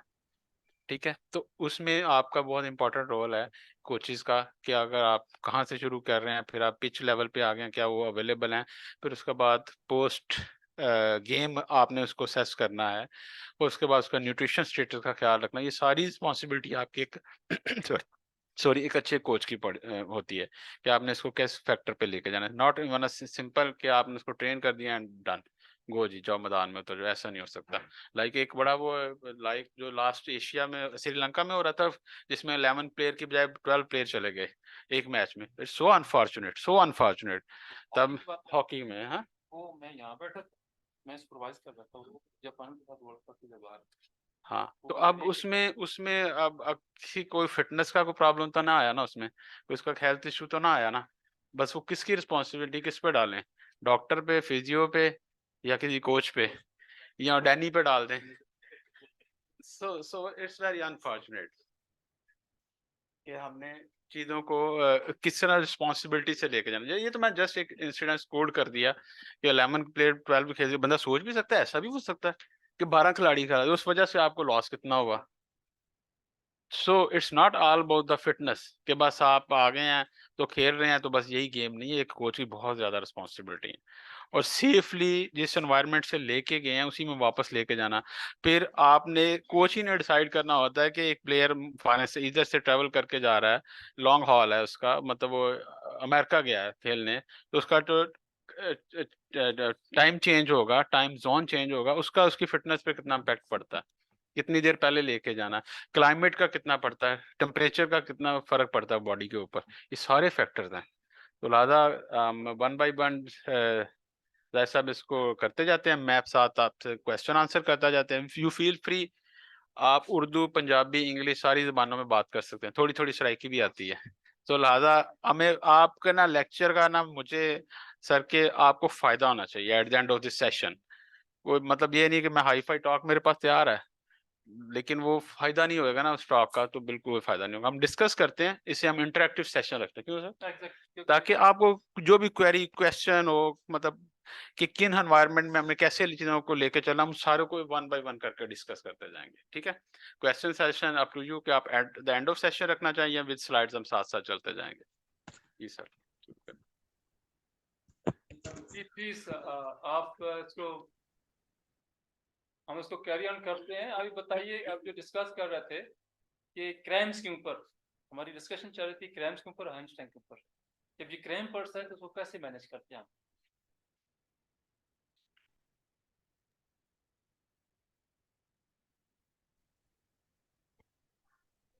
एनीबॉडी? जी जी, हम उसके ऊपर चल रहे थे। क्रैम्स जो ना अभी जो पढ़ते हैं उसके ऊपर हम डिस्कस कर रहे थे। हम उसको फर्दर जो ना डिस्कस करते हैं, प्रोलॉन्ग करते हैं थोड़ा सा, ताकि डॉक्टर साहब भी जो ना अपना इनपुट दे देंगे इसके ऊपर। सर हमने उसको मैनेज कैसे करना है अगर पढ़ भी जाता है? एक तो इसकी वजह से कि चले हमने डिस्कस किया डिहाइड्रेशन होती जी है, सर वाटर इनटेक कम हो गया, मगर अब वो चीज हो गई है तो उसको हमने as a coach first aid के ऊपर मैनेज कैसे करना है? थ्रू आई थिंक जिस तरह आपने और ओआरएस का पानी, ओआरएस फर्स्ट एड जो आपने इमीडिएटली जो आपने जो चीज इंप्लीमेंट करनी है, आइस और ओआरएस। सर उसे रेस्ट देनी है और साथ साथ उसके जो ना जो डिहाइड्रेशन हुई है, जो वाटर इनटेक उसे करवानी है। और इसी तरह से सर जो स्पोर्ट्स ड्रिंक्स होते हैं सर, वो जो पोस्ट एक्सरसाइज हो सर वो दे सकते हैं, ताकि उसके इलेक्ट्रोलाइट्स जो हैं वो पूरे हों और क्रैम्प्स। कूल डाउन एक्सरसाइज करवानी चाहिए। सॉरी क्या? जी प्लीज। कूल डाउन एक्सरसाइज करवानी चाहिए। राइट। सो बेसिक आपको इंटरप्ट करना चाहूंगा। Sorry sir. सॉरी बोलो जी। कोई ऐसी बात नहीं है, there is no right and wrong. आपकी जो आपके पास जो नॉलेज है, जो इन्फॉर्मेशन है, वो शेयर करें। ये मत हेसिटेट करें कि जो आप चीज कहेंगे शायद वो ठीक हो या ना ठीक हो। अगर इसी पे रहेंगे तो आप जो बैरियर है वो क्रॉस नहीं कर पाए जाएंगे। Please throw on your question. आपके पास जो इन्फॉर्मेशन है वो शेयर करें। देयर इज राइट और रॉन्ग, कोई ऐसा मसला नहीं है। उसको फैसिलिटेट किया जाएगा आपकी जो डिस्कशन है। जी सर। वेरी गुड क्वेश्चन, बड़ा कॉमन है, बेशक वो हॉकी हो, फुटबॉल हो, स्विमिंग हो, किसी भी गेम में क्रैम्प पड़ जाते हैं। सबसे पहले जब भी कोई इस तरह का इशू हुआ, पहले सोचेंगे व्हाट इज द रीजन, कि प्रॉब्लम क्या था जिस वजह से क्रैम्प पड़े। अगर 11 प्लेयर खेल रहे हैं, एक को क्यों हो रहा है? ठीक है, आपने पहले उसको सॉर्ट आउट करना कि यार मेरे पास बच्चे 11 खेल रहे हैं तो एक को ही बार बार हो रहा है, व्हाट इज द प्रॉब्लम? क्या वो डिहाइड्रेटेड है? क्या वो मेल न्यूट्रिशन है, यानी उसकी न्यूट्रिशन या डाइट उसकी प्रॉपर नहीं है? क्या उसमें कोई विटामिन, कैल्शियम या कोई मिनरल्स की डेफिशिएंसी है जिस वजह से बार बार उसको प्रॉब्लम हो रहा है? ये तो हो गया उसका, आपने लेटर ऑन इसको असेस करना है कि व्हाट इज द इशू कि जिस वजह से ये प्रॉब्लम आ रही है। अब एट द स्पॉट क्या करना है? तो बड़ा ही सिंपल फार्मूला है प्राइस का। तो मैंने पहले भी एक टॉक दी थी, मैंने कहा याद रखिए, प्राइस तो जैसे इन्फ्लेशन हो रही है आपको प्राइस का लफ्ज वैसे ही याद रहेगा। उसको पहले प्रोटेक्ट करें, उसको काम डाउन करें, रेस्ट दें, व्हाटसोएवर, स्टॉप द गेम। ठीक है, आपने उससे कहना है कि गेम रोक दें, उसको बाहर आउट ऑफ द पिच ले आए, उसको प्रोटेक्ट करें। ठीक है, तो प्राइस स्टैंड पर प्रोटेक्ट करना है, उसको रेस्ट देना। ठीक है, जैसे उन्होंने cold therapy, immediately cold therapy तो इमर्शन अवेलेबल नहीं होता, तो आप उसे आइसिंग कर सकते हैं। ठीक है, रेस्ट दें, आइसिंग करें, कंप्रेशन करें, और if you have local anaesthetics और लोकल पेन किलर वो आप स्प्रे करें, ताकि वो जो मसल का बेसिकली होता है क्या इसमें मसल कॉन्ट्रैक्ट कर जाता है, सडन कॉन्ट्रैक्ट रहता है। When the pain fibres will be released after giving the local anaesthesia, तो वो रिलीज बैक हो जाएगी। ठीक है, तो आपने इसको वो लोकल एप्लीकेशन देनी है, तो ऑफ कोर्स साथ क्योंकि पेन इसमें काफी सीवियर होती है, तो खाने के लिए आपके जो फर्स्ट एड बॉक्स में इमीडिएटली अवेलेबल है, मे बी पैनाडोल और मे बी एडिक्लोरान, वो आप साथ उनको दे देंगे। ठीक है, सो उसे प्रोटेक्ट करें, stop from the game, rest दें, कंप्रेशन दें, आइसिंग करें और एलिवेट कर दें। ठीक है, ताकि उसके लेटर ऑन स्वेलिंग ना हो। This is the basic model for the first aid level. ठीक है, जो आपने इमीडिएटली उसको करना है। तो जैसे ही वो आउट ऑफ गेम हो, जैसे कह रहे थे कि उससे स्पोर्ट्स ड्रिंक थे, तो इतने हाई फाई ड्रिंक्स कहाँ अवेलेबल हैं। सो बेसिक्स पे रहें, आपके पास जो बेसिक सिंपल ORS जी वो आप दें, वो भी अवेलेबल नहीं है। काइंडली आपके आने से पहले यही एक डिस्कशन सॉरी प्लीज चल रही थी कि फर्स्ट एड की तो सर ने हमें बड़ी अच्छी गाइडलाइन दी कि आप बेसिक जो फर्स्ट एड है इनको आप फॉलो करें। यही एक क्वेश्चन चल रहा था मेडिसिन से रिलेटेड, क्या उस टाइम जब प्लेयर को हम आइसिंग कर रहे हैं या फर्स्ट एड जो भी दे रहे हैं उसके बावजूद ही और she is asking for the medicine कि नहीं मुझे पेन किलर चाहिए, तो क्या उसको दे देनी ऑफ चाहिए? कोर्स दे देना चाहिए। ठीक हो यू गया। Can't go back to play without pain, जी। With pain. क्या आप हमें डॉक्टर की प्रिस्क्रिप्शन का या कोई इस तरह का वेट नहीं करना चाहिए? डेफिनेटली आपके साथ टीम शामिल होते हैं ना, लेकिन चूंकि आप कोचेज हैं, जी अगर सर, आपके समझते कि ऐसा सिनेरियो है, आपके पास कोच अवेलेबल नहीं है, then you can go simple Panadol. ठीक हो जैसे गया। आप ओवर द काउंटर अवेलेबल होती हैं, आप घर पे खुद भी तो ले लेते हैं ना, जी तो व्हाई नॉट फॉर द। और दूसरा आपके पास स्प्रे लोकल्स होते हैं, यू कैन गिव। ठीक। ठीक है, दोनों कर जी, सकते हैं। अच्छा, जी। दूसरा मैं डिहाइड्रेशन में बता रहा था, सिंपल आप ORS वो भी अवेलेबल नहीं है, सॉल्टेड वाटर, थोड़ा सा शुगर उसमें ऐड करके दे सकते हैं, वो भी जी। नहीं है, कोई लेमन डाल के दे सकते हैं सिट्रस फ्रूट, ताकि उसका टेस्ट डेवलप हो और वो ज्यादा से ज्यादा इनटेक कर सके। तो पर्पस इज टू हाइड्रेट जी back and make him pain free. Right. ठीक है, so these are the two factors. Any आपका क्वेश्चन था जी?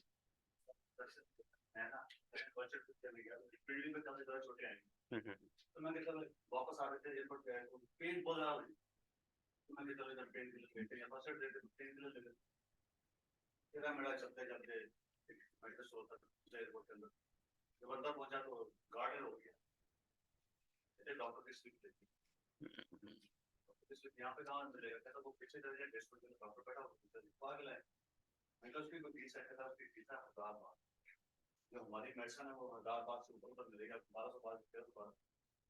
मैंने कैलकुलेट किया, मैंने कहा 7 एक पेन किलर लगी, मैंने इस्लाम में मालूम करा तब मैं ठीक हो गया। देखिए, एक इलाज ये भी है, आपने दे दिया उन्होंने। माइंडसेट बहुत बड़े कहता है दूसरे देखा वाकई दे रहे हैं पेन आपके है, मैंने है नहीं पेन, लाहौर एयरपोर्ट तक पेन नहीं 7,000 is also effective. add on problems तो वही है, problem still there। आप mentally तो उसको अच्छा, कर सकते हैं, मगर वहाँ पे प्रॉब्लम एज इट इज वहीं पे है, उसको ट्रीटमेंट होनी ही चाहिए, वरना प्रोलॉन्ग हो जाएगा। सर ने बड़ा अच्छा ऐड किया। इसमें मैं एक चीज ऐड करना चाहूँ, देखें, डॉपिंग के अलावा जो भी मेडिकेशन आपको सेफली जा सकते हैं। अब तो इंटरनेशनल रिकमेंडेशन ये है कि जैसे आप खेल रहे हैं, स्विमर हैं, आपको ये छोटे जोड़ में कोई दर्द निकल आई है, तो एट द स्पॉट आप उसको कॉर्टिसोन इंजेक्शन लगा सकते हैं। ठीक है, और थेराप्यूटिक हम इंडेक्स एक लेटर देते हैं, TU लेटर, तो उसमें हम लेटर कर देते हैं कि इसको जरूरत है तो मैंने लगाया, इसने कोई अपनी बॉडी बिल्डिंग और फिजिक के लिए नहीं लिया ये। ठीक है, तो लिहाजा जो ओवर द काउंटर ड्रग है, they are safe, you can अपने बैग में रख लें, और जाके आप फर्स्ट एड बॉक्स में भी डेफिनेटली होती हैं, वो भी आप ले सकते हैं। लेकिन अच्छा, इसमें सॉरी एक चीज है, आपने एक चीज नोट करनी है कि क्या ये क्रैम्प था या कोई टेंडनाइटिस था, यानी कि पट्टे की जो उर्दू में क्या कहते हैं जरब आई थी या चोट आई थी, वो थी, ये फर्क जरूर करना आपने।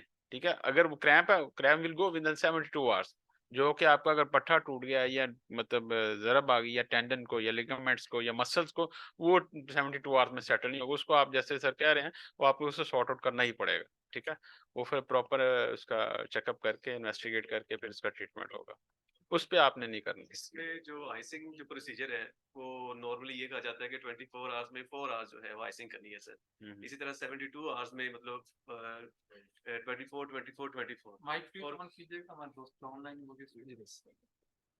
सर, इसमें कहा जाता है कि नॉर्मली जो आइसिंग करनी है वो 72 आवर्स जो है वो बड़े इंपॉर्टेंट होते हैं आइसिंग के लिए, तो 24 आवर्स में 4 आवर्स, तो आया ये ठीक है सर? अच्छा, इसमें जो लेटेस्ट रिकमेंडेशन है ना, कि आप 20 मिनट्स के लिए एवरी 4 आवर कर सकते हैं, 20 minutes every 4 hour for the first 72 hours. ठीक है, then later on you switch to from icing to the hot packs, alternate करेंगे, क्योंकि फर्स्ट वाई 72 आवर्स, 3 दिन पहले ही क्यों बर्फ करनी है? गर्म क्यों नहीं कर सकते? जैसे पहले आपका देखा होगा, पहले कहते टकोर करो जी ठीक हो जाएगा, अब क्यों कहते हैं कोल्ड करें? क्योंकि जब भी चोट लगती है, इंजरी होती है, स्पैज्म होता है, क्रैम्प होता है, उस जगह पे सोजिश होती है, स्वेलिंग होती है, इन्फ्लेमेशन होती है, ठीक है, आपने उसको कंट्रोल करना है। उसको कंट्रोल करने के लिए सबसे पहले आप आइसिंग करते हैं। और जब भी बॉडी रिस्पॉन्स करती है इंजरी पे, चोट पे, जख्म पे, किसी भी जगह पे, तो फर्स्ट 72 आवर रिस्पॉन्स होता है, उसके बाद हीलिंग रिस्पॉन्स शुरू हो जाता है। तो for the first 72 hours 20 minutes every 4 hours you can go safely. Sir मेरा एक छोटा सा क्वेश्चन वो ये है कि सर हमने पढ़ा कि डिहाइड्रेशन की वजह से क्रैम्प होता है, तो सर ओवर हाइड्रेशन की वजह से भी क्रैम्प हो सकता है? नहीं, ओवर हाइड्रेशन अगर सर इलेक्ट्रोलाइट और वाटर का बैलेंस खराब हो रहा है नॉट तो सर रियली, ओवर हाइड्रेशन से आपको ब्लैडर ही डिस्टेंड हो सकता है, जी वो जी फिर आपको गेम नहीं खेलने देगा। क्रैम्प्स नहीं It's होगा। not like that. Thank you sir. Sir क्योंकि इस वक्त टॉपिक तो इसके हैमस्ट्रिंग का चल रहा है सर, लेकिन क्योंकि इस साथ साथ मेडिसिन का भी है, तो मैं स्टीरॉयड के हवाले से ज़रा पूछना चाहूँगा, क्योंकि डोपिंग में तो सर सारा कुछ आ जाता है। हमारे यहाँ पे पाकिस्तान में स्पेशली जो बॉडी बिल्डर्स हैं और वेट लिफ्टर स्पेशली, इन चीज़ों को वो नॉर्मली देखते हैं और यूज़ करते हैं। और सॉरी टू से जो हमारे पुराने जानने वाले हैं, बड़े होते हैं, वो कहते हैं कि हम इसको इस तरीके से यूज़ करवाते हैं कि कंपटीशन से पहले-पहले वो थ्रू यूरिन पास हो जाता है सारा का सारा। नॉट तो रियली, आया ये पॉसिबल है sir? No no no not, ऐसा पॉसिबल नहीं है। इनको डॉप से गुजरना ही पड़ता है और बॉडी में वो एक खास टाइम तक रहता है, फॉरगेट द एग्जैक्ट टाइम, लेकिन वो खास टाइम तक रहता है, तो इसको आप नहीं लेना। हाँ, जो हम किसी इंजरी की वजह से, जैसे मैं पहले बता रहा था, वो देते हैं, उसका हम एक बाकायदा सर्टिफिकेट जारी करते हैं, थेराप्यूटिक यूज सर्टिफिकेशन बोलते हैं उसको, कि उसको बताया जाता है, वो आप फिर वर्ल्ड एशिया गेम में खेले जहाँ पे उसको आप प्रिस्क्राइब बताते हैं कि इस वजह से यूज किया था, इस इंजरी, उसके सारे डॉक्टर की रिपोर्टिंग होती है, वो भी फिर काउंटर वेरीफाई की जाती है। आपको पता है ये जब इसको डॉपिंग के लिए चेक करते हैं, वो पहला ही किसी टाइम भी कर सकते हैं, वो आपको एयरपोर्ट पे उतरते भी आपको कर सकते हैं, ये नहीं कि गेम से एक दिन पहले करेंगे। तो लिहाजा डोंट गो फॉर दैट।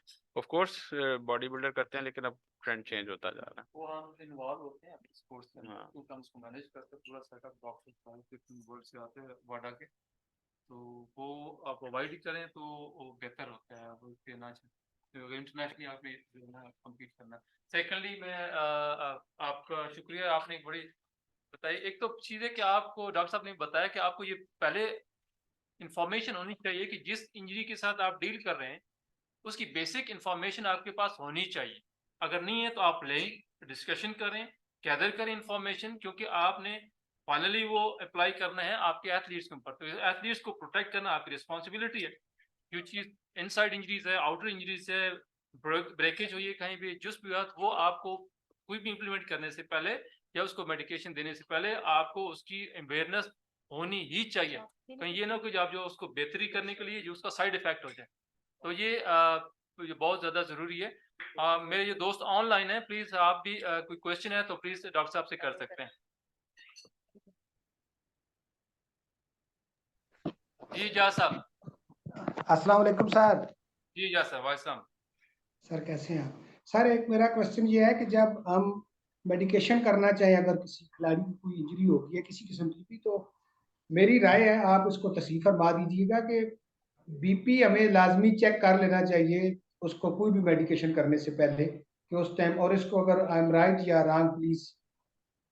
अच्छा, इसमें इजाजत, थैंक यू, बड़ा अच्छा आपने पॉइंट आउट किया है। पहली तो बात ये है कि कोच ने प्रिस्क्राइब करनी नहीं है।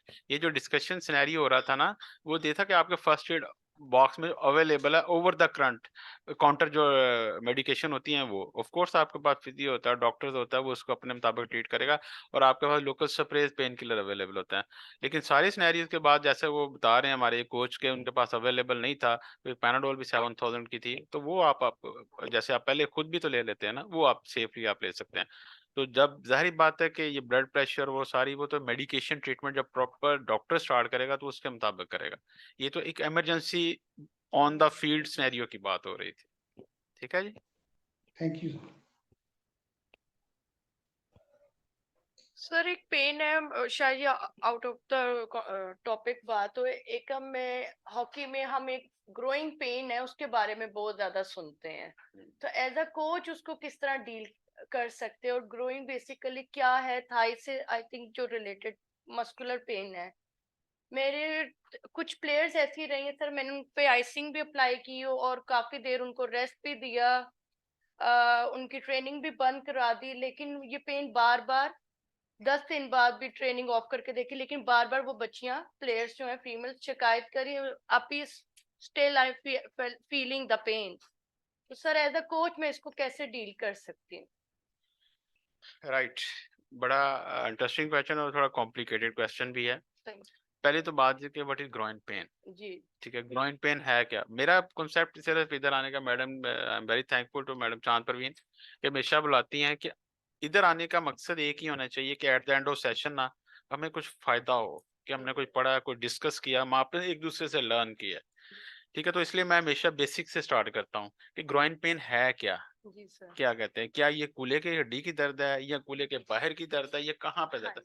तो ग्रोइन पेन इज जैसे ग्वाइनर एरिया, यानी कि सामने जहाँ पेट आपका खत्म होता है, थाई शुरू होता है, this area is the groin area, right. अब अच्छा, इसमें पेन जो होती है वो 3 तरह की पेन हो सकती है।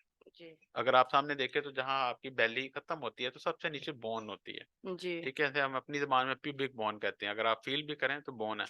बाद दफा इस जगह पे जो हमारे पट्टे लगे होते हैं उसके खिंचाव की वजह से, स्पेशली इन द फुटबॉल और द हॉकी प्लेयर, वहां पे सोजिश हो जाती है, जैसे पुबाल्जिया भी हम कहते हैं, टेंडिनाइटिस भी कहते हैं। जी फिर ठीक है, फिर अभी आप बात करते हैं हैमस्ट्रिंग इंजरी। अब हैमस्ट्रिंग जो मसल्स हैं वो लगते तो नी जॉइंट के नीचे हैं, आके यहाँ पे लगे होते हैं ना, जॉइंट से भी नीचे लगते हैं। ये ओरिजिन कहाँ से, निकलते कहाँ से, शुरू कहाँ से होते हैं? वो ग्रॉइन एरिया से होते हैं। ठीक है, उसमें सार्टोरियस है, ग्रेसिलस है, फेमिटेनोसिन, मसल्स के पट्टों के नाम है, जी वो इसी एरिया से आते जी हैं। ठीक है। जैसा ये अगर आप देखें तो लोअर एंड पे हैमस्ट्रिंग इंजरी हो सकती है ना, इनकी जहाँ पे ये आके लगते हैं टेंडन इनके, इसी तरह एग्जैक्टली ऊपर भी बोन पे लगे होते हैं, जी वहां पे भी खिंचाव हो सकता है। जी अगर नीचे हो सकता है तो ऊपर भी हो ऊपर सकता है। भी। जैसे ये बाइसेप का टेंडन है, जी बाइसेप मसल है, हाँ ये जी इधर आके लगता है नीचे वाली हड्डी पे, बोन जी पे, जी इधर इसका खिंचाव हो सकता है, तो ये ऊपर भी एक बोन से निकल रहा होता है ना, बोन जी पे ऊपर लगता जी है। सर एग्जैक्टली ग्रॉइन एरिया में ये पट्टे जो मसल्स हैं, ये जो मैंने नाम बोल रहे हैं, इंग्लिश नाम है हमारे एनाटॉमिकल,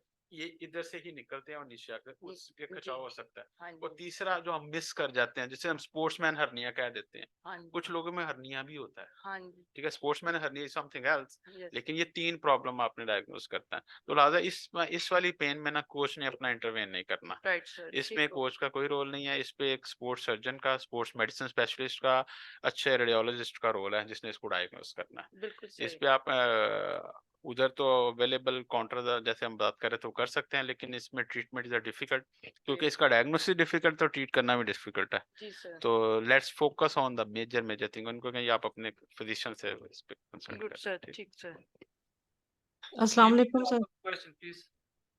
सर इंजरियां 3 किस्म की होती हैं, एक्यूट, क्रॉनिक और सर मल्टीपल। सर हमें कैसे पता चलेगा कि अगर किसी प्लेयर को मल्टीपल है तो वो उसको हम कैसे करेंगे? क्योंकि हम तो फिजियो या बड़े डॉक्टर नहीं है कि मल्टीपल कोई इंजरी आ गई है, उसमें हड्डियां और मसल्स भी डैमेज हो गए हैं, तो फिर सर हम उसको कैसे, फिर तो हॉस्पिटलाइज ही करना पड़ेगा ना प्लेयर को। अच्छा जी, बड़ा अच्छा क्वेश्चन। इसमें थोड़ा सा मैं करेक्ट कर दूं, इंजरीज 2 तरह की होती हैं, एक्यूट एंड क्रॉनिक।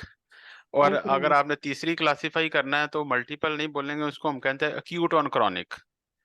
जी मतलब जी एक्यूट बोलते हैं हम कोई भी जब आप अभी आप फॉर इंस्टेंस हॉकी मैच खेल रहे हैं, ठीक है, तो उसमें एक प्लेयर को एक्लिस टेंडन या एंकल पे उसके हॉकी लग गई, उसका जख्म आ गया, या एंकल का उसका एक्लिस टेंडन पट्टा टूट गया, तो ये एक्यूट इंजरी है, इसे बोलेंगे एक्यूट इंजरी।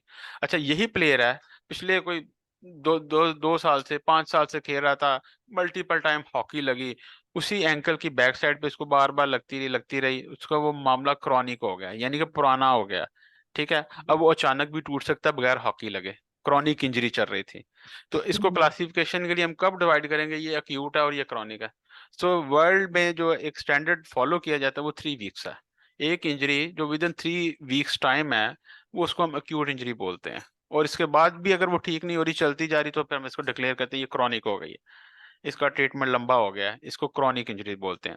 अच्छा, थर्ड जो मैंने बोला उसे बोलते हैं एक्यूट ऑन क्रॉनिक, यानी कि एक 6 माह से मसला था, मतलब शोल्डर पेन थी, चलती आ रही, अब आप खेल रहे हैं, हॉकी लग गई या कुछ गेम में खराबी आ गई या बैड पोस्चर हो गया, तो दोबारा उसको ज्यादा दर्द होना शुरू हो गया, या ज्यादा प्रॉब्लम हो गई, या ज्यादा पट्टा टूट गया, या कोई इंजरी हो गई, तो उसे हम बोलेंगे एक्यूट ऑन क्रॉनिक, यानी पहले चल रही थी अब एक और उसके ऊपर लग गई।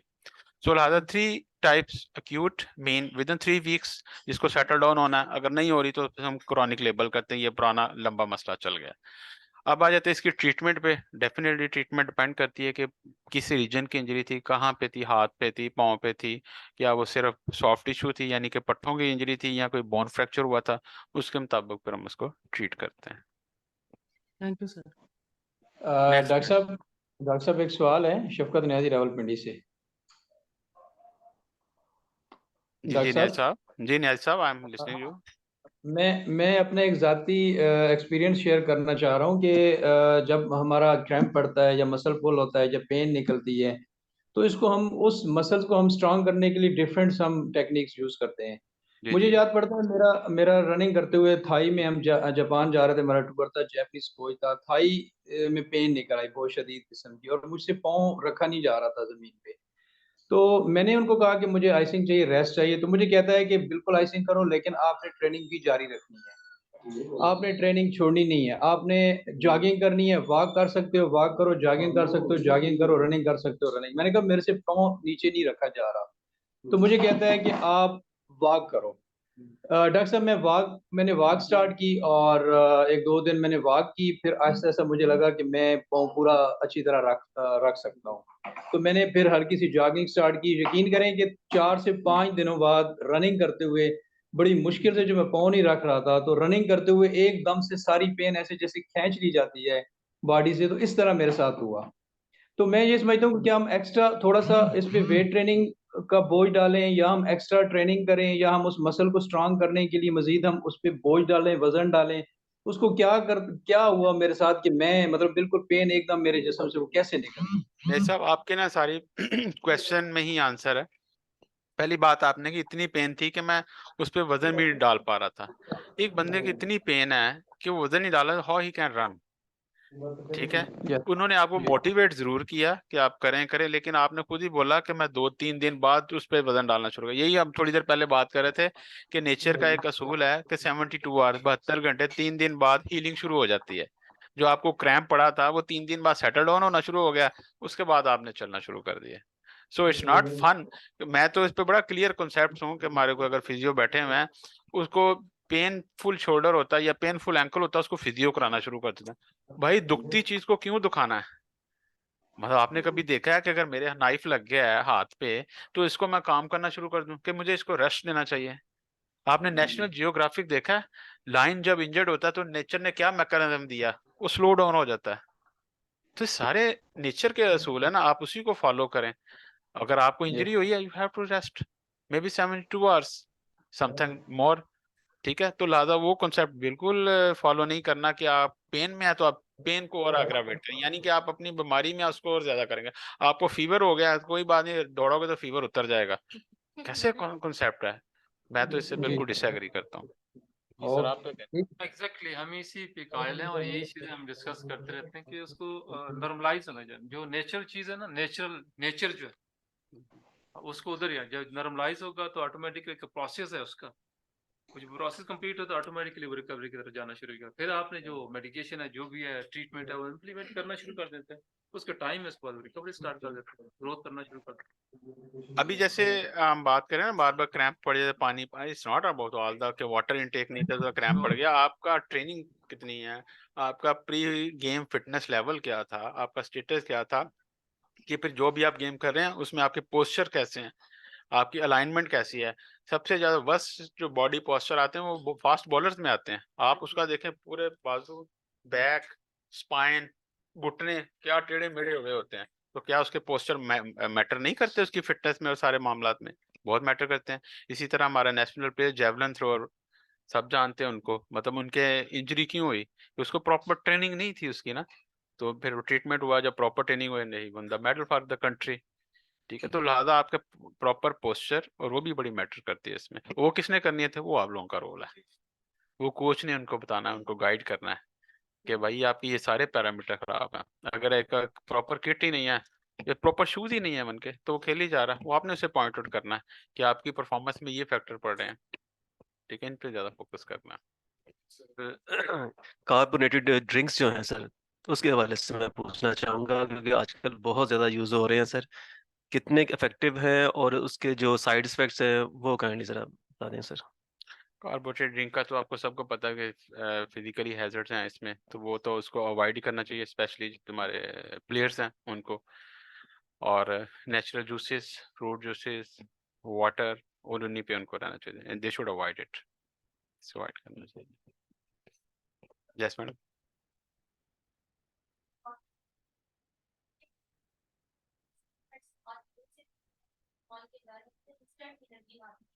हम्म।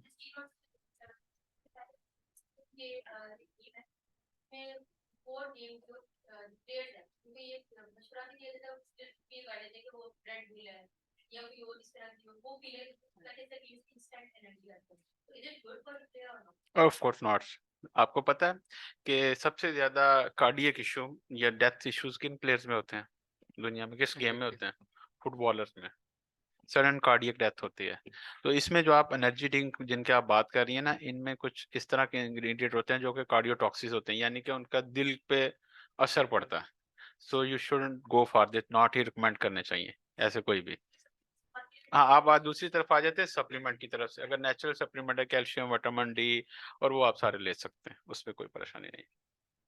यहाँ पे थोड़ा सा ऐड करूंगा, हम जब वो फिजिकल फिटनेस के ऊपर या न्यूट्रिशन को जाते हैं तो जो एनर्जी है सस्टेनेबल, आपने देखा होगा ना कि अभी आप जब बहुत ज्यादा शुगर यूज करते हैं, ये शरबत वगैरह इस्तेमाल करते हैं, तो डायरेक्टली आप समझते कि एनर्जाइज हो गया, रिकवरी होगी, और सडनली आपने वो ब्रेक डाउन होती है, ड्रॉप होती है, सडन ड्रॉप होती है, सस्टेन नहीं करती। ठीक है, फिर आपका क्या होता है, फील करते हैं कि बीपी जो है वो इशू हो गया, या आपको चक्कर आने शुरू हो गया, तो आपको वॉमिटिंग सी फील करते हैं, फिर आप 10 मिनट के बाद फिर रिकवर होते हैं।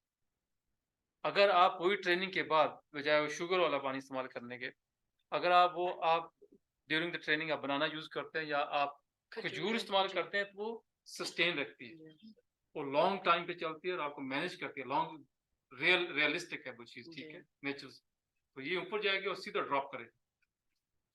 जी, जी, बिल्कुल सही कह जी, रहे ऐसा मैडम। जितने इनके वैसे जितने इनके क्वेश्चन है रिगार्डिंग न्यूट्रिशन और डोपिंग, मेरा ख्याल एक हमें इसके अलग से सेशन रखना चाहिए। जैसे आज हमने इंजरी पे रखा था ना, वो हमारा एक टॉपिक है, उस फिजिकल फिटनेस, उस पर न्यूट्रिशन है पूरा, न्यूट्रिशन वाला पूरे उसमें टॉप फिर होना आप चाहिए। ना देंगे, हमारे जो दूसरे हाँ, एक्सपर्ट हैं यूके से, उसमें ना मैनचेस्टर से, उनको भी ऑनलाइन लेंगे, तो मैं बड़ा कॉम्प्रिहेंसिव एग्जांपल ले लेंगे, हम अपडेट में करते हैं क्योंकि ज़्यादा। न्यूट्रिशन का वो मुझे बहुत जैसे इनके क्वेश्चन हैं, कंसर्न है, मेरा ख्याल उनके प्रॉपर एक सेशन डोपिंग पे भी होना चाहिए। वाडा का जरूर वाडा का अवेयरनेस होनी चाहिए, बहुत ज्यादा ऐसी मेडिकेशन जो इस्तेमाल की जा रही है, क्योंकि उसको देखें, हम बीइंग अ डॉक्टर या बीइंग सर्जन, पेशेंट ने हमारे प्लेयर ने हमारे पास तब पहुंचना है when he has some problem. जब तक वो फिटनेस पे चल रहा है, उसने फिटनेस को एनहांस करना, उन्होंने आपके पास ही रहना है। ठीक है, कोई अनफॉर्चुनेट इंसिडेंस होगा तो हमारे पास आएगा, अदरवाइज कोई जरूरत नहीं है। तो ये जितने क्वेश्चन वो आपको पास ही आते हैं, तो मेरा रिकमेंड कॉम्प्रिहेंसिव अच्छा न्यूट्रिशन पे और डॉपिंग पे रखना चाहिए सेशन पे।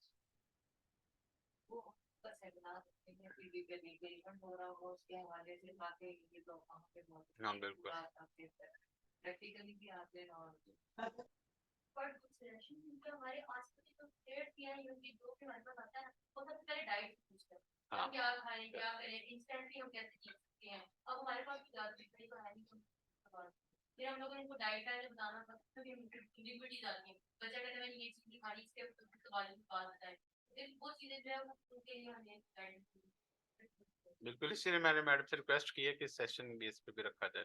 डॉक्टर साहब, हम लास्ट टाइम डिस्कस किया था कि जो हेड इंजरीज हैं, इनसाइड और आउटसाइड ब्लीडिंग और इनसाइड ब्लीडिंग, वहाँ हम रिस्ट्रिक्शन कहते हैं कि आपने वहाँ पे जो है वो आइसिंग जो है ना अवॉइड करनी है, क्योंकि बहुत सेंसिटिव है हमारा हेड। वहाँ अगर लगाएं भी 1 और 2 सेकंड्स के बाद रिमूव करें अगर इनसाइड इंजरीज हो गई है।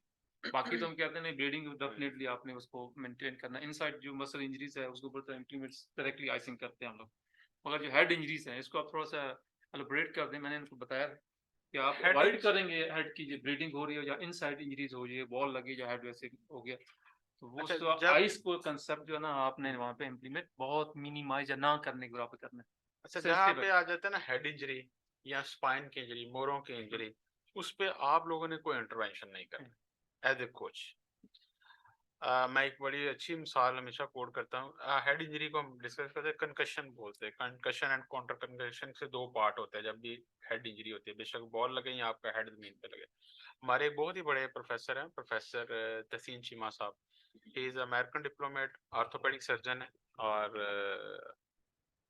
भावलपुर में प्रोफेसर ऑफ ऑर्थोपेडिक्स रिटायर हुए हैं। तो वो हॉर्स राइडिंग कर रहे थे, हॉर्स से गिर गए तो उनके सर्वाइकल स्पाइन में इंजरी आ गई, ठीक है, यानी गर्दन के मोरों में इंजरी आ गई। अब गर्दन के मोरों में इंजरी आ गई ना, उसमें कोच या प्लेयर या साथी प्लेयर ने नहीं उसको पकड़ लेना, जप्फे नहीं डाल लेने, ऐसा कुछ नहीं करना। आपको पता ही नहीं, आपका कोई एक एक्शन उसको सारी जिंदगी के लिए पैरालाइज कर सकता है, ठीक है। उस पे हमेशा क्वालिफाइड डॉक्टर, क्वालिफाइड आपका पैरामेडिक्स जो होगा वो इस चीज को मैनेज करेगा, क्योंकि उस पोजीशन में जो गिरा होगा पेशेंट, उसको उठाना भी एक प्रॉपरली है, क्योंकि आपको नहीं पता कि उस पोजीशन जो है कि आपने उसको जो अगर फ्रैक्चर हो गया स्पाइन का, नेक का, मोरो का, तो उसको क्रश कर देगा। तो प्लेयर सारी जिंदगी लिए पैरालाइज, लिहाजा उसमें आपने कोई इंटरवेंशन नहीं करी, ना ही आपने कहा जिसपे कोई आइसिंग कर दें या उसको प्रोटेक्ट कर लें, मेरा प्लेयर गिर गया, हम बैंकॉक में तो हम बचाने वाला कोई नहीं, ऐसा कुछ नहीं है। उनके पास टीम होती है और फिर हमारे पास स्पेशल स्पाइन बोर्ड होते हैं जिस पेशेंट पे उनको शिफ्ट किया जाता है, उसी टाइम इमोबिलाइज करके कॉलर लगा के वो सारा किया जाता है। तो दूसरी ये आपकी बात कर रहे थे कंकशन इंजरी, हेड इंजरी की। हेड इंजरी में भी आपने एग्जैक्ट इसी को फॉलो करना है, ठीक है। जब भी इंजरी होती है, अगर 5 बॉल ही लग गई या हॉकी लग गई, तो दो तरह पे इंजरी होती है, एक तो जहाँ पे हिट कर रही होती है, एक इसके काउंटर पार्ट ब्रेन, एक शेल है स्कल का ना, बोन है, इसके अंदर हमारा ब्रेन मोबाइल होता है, फिक्स नहीं होता है, फ्लूइड होता है इसके दरम्यान। तो जहाँ अगर एक इस तरफ प्रेशर लगा है हम सारे, दूसरी तरफ भी उसका झटका लगता है, जॉल्टिंग होती है, इसे बोलते हैं काउंटर काउंटर। सबसे पहले कि किसी भी मैच को ना लाइफ में हमेशा सीरियस लेते हैं, डजेंट मैटर टीम कौन है नहीं है, बीइंग अ टीम आपने सबसे पहले तो आप मेंटली तौर पे ना एक्टिव हो जाएं। जो आपकी लाइफ की जो भी फिलहाल परेशानियां चल रही हैं, किसी का घर का मसला है, थोड़ी देर के लिए उसको निकाल दें, मैच अपना फोकस करना है, ठीक है। आपको पता होना चाहिए आप किस टीम से खेल रहे हैं। भावनगर की रिमियर खान की टीम है, इंटर डिस्ट्रिक्ट अंडर 16, ठीक है। आज आप समझ लें कि आपका फाइनल मैच, ठीक है। अच्छा मुझे ये बताओ, सबसे पहले डॉक्यूमेंट्स की बात कर लेते हैं। आपकी तस्वीरें मेरे पास नहीं आई। हनान, आपके पास एफआरसी या बेफम है इस टाइम? अभी मुझे दो। आसिफ आप अपना माइक बंद करें, आसिफ अपना माइक बंद करें। मैच ही करा कंप्लीट। म्यूट करें जी। जी sir please, sorry for interruption. अच्छा, तो उसमें लिहाजा आपने अपना कोई को as a coach, of course आपको अपने प्लेयर बड़ा कीमती है, प्रीशियस है, आप उसको सेफ्टी चाह रहे हैं, लेकिन उसकी उस टाइम सेफ्टी है कि आप उसको हाथ मारें। आपका उस पर सबसे ज्यादा आसान ये होगा कि आप उसके टीम डॉक्टर को इन्वॉल्व करें, टीम फिजिशियन को इन्वॉल्व करें, team physio, paramedic, whatsoever according scenario available है, वो उसी को मैनेज करेगा, ठीक है। तो फिर उसका नेक्स्ट क्वेश्चन आपका ये हो सकता है कि मेरा ये प्लेयर सबसे इंपॉर्टेंट था, मैंने इसको वापस कराना है। आप अपने डॉक्टर से ये कह सकते हैं, तो उस पर भी आपने जिद नहीं करनी, ठीक है। ऑफ कोर्स मैं समझता हूँ कि फाइनल मैच है, एक स्कोर करना है और वही सबसे ज्यादा अच्छा था, ठीक है। तो वर्ल्ड वाइड एविडेंस बेस इस पे भी एक स्कोरिंग सिस्टम बना दिया गया है। उसके स्कोर बताइए आपको कि इसके 4 पैरामीटर्स में पेशेंट से 4-5 क्वेश्चन किए जाते हैं, अगर वो उसके आंसर कर दें, उसे मतलब कि पूछा जाए वेयर यू आर, तो आप कहाँ पे हैं, आपने लास्ट मैच कब खेला, आपने आखिरी गोल कब किया, ठीक है। अगर वो सारे ये 5-6 क्वेश्चन है, पूरा स्कोर सिस्टम बना हुआ, अगर उसको बिल्कुल ठीक आंसर कर देता है तब आपका टीम डॉक्टर उसको अलाउ करता है बैक टू प्ले। आपने उसको प्रेशराइज नहीं करना, क्योंकि आपके लिए एक मैच इंपॉर्टेंट नहीं होना चाहिए, आपका पेशेंट ज्यादा इंपॉर्टेंट होना चाहिए। ठीक हो गया जी?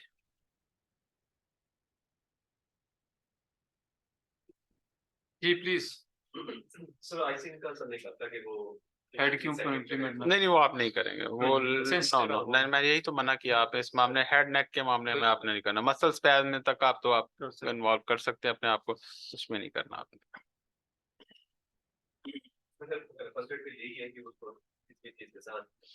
आपने नहीं करना, नहीं वो आपने नहीं करना ना, वो जो आपका डॉक्टर, फिजिशियन, सर्जन, पैरामेडिक्स वो करेंगे, क्योंकि आपको नहीं है उसकी पता ना कि क्या वो खाली, मैं यही तो बता रहा हूँ कि बॉल इधर लगी है, आपको नहीं पता उसकी बैक साइड पे भी उसका जॉल्टिंग गई है, ठीक है। उसको नहीं पता उस झटके से कोई स्पाइन का मोरा कोई फ्रैक्चर हो गया, ये हिल गया, ठीक है ना। No, you will not do that, आपका जो है वही करेंगे। मगर यहाँ पे एक सिनेरियो ऐसा कि पाकिस्तान के अंदर बहुत सारे ऐसे जब वो ट्रेनिंग करा रहे होते हैं तो फिजियो डॉक्टर्स अवेलेबिलिटी नहीं होती। अब तो वैसे प्रैक्टिकली तो अभी होते हैं इनके पास, बहुत कम। फिर अनफॉर्चुनेट बात है वही कि फर्स्ट ईयर के बॉक्स बैंडेज वगैरह वही है, इसको इसको मैनेज कर। So may I ask? Yeah, sure. I have a very simple question. जिस तरह हम मल्टीपल स्पोर्ट्स खेलते हैं, जैसे पर्सनली हम लोग rowing, canoeing, swimming, aerobics, gymnastic, ये 5-6 स्पोर्ट जो मैं खेलती हूँ, मेरी जो मैं कोई लीग बैठनी है वो, तो इसके लिए क्या diet plan, what's the diet plan we should follow with that? यही मैंने मैडम से कहा कि ये पूरा कॉम्प्रिहेंसिव, ये तो पूरे एक दिन का टॉक है जिसमें हम न्यूट्रिशन, डाइट और डोपिंग वाले सेशन रखेंगे आपके लिए स्पेशली। आज हम इंजरी पे बात करते हैं। और कोई इंजरी के रिलेटेड क्वेश्चन कोई आप डिस्कस करना चाहें, क्वेश्चन एरियो डिस्कस करना चाहें?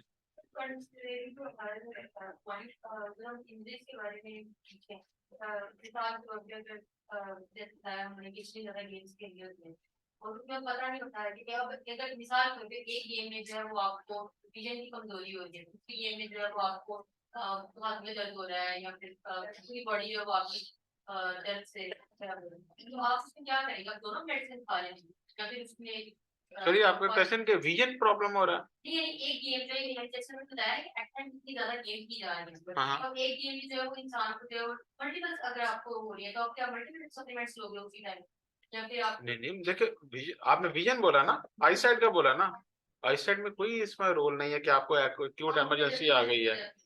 अब पेन बोले ना, पेन आ रही है ना, तो पेन किलर एक ही है, बेशक एंकल में है या वो उसके बॉडी में एक ही रिस्पॉन्स आता है, ठीक है ना।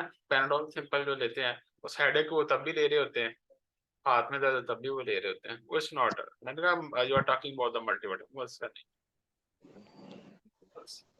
जी सर। अक्सर सर अगर ऐसी कोई फाइटिंग फॉर्म का तो आदमी बेहोश हो जाता है। Good question.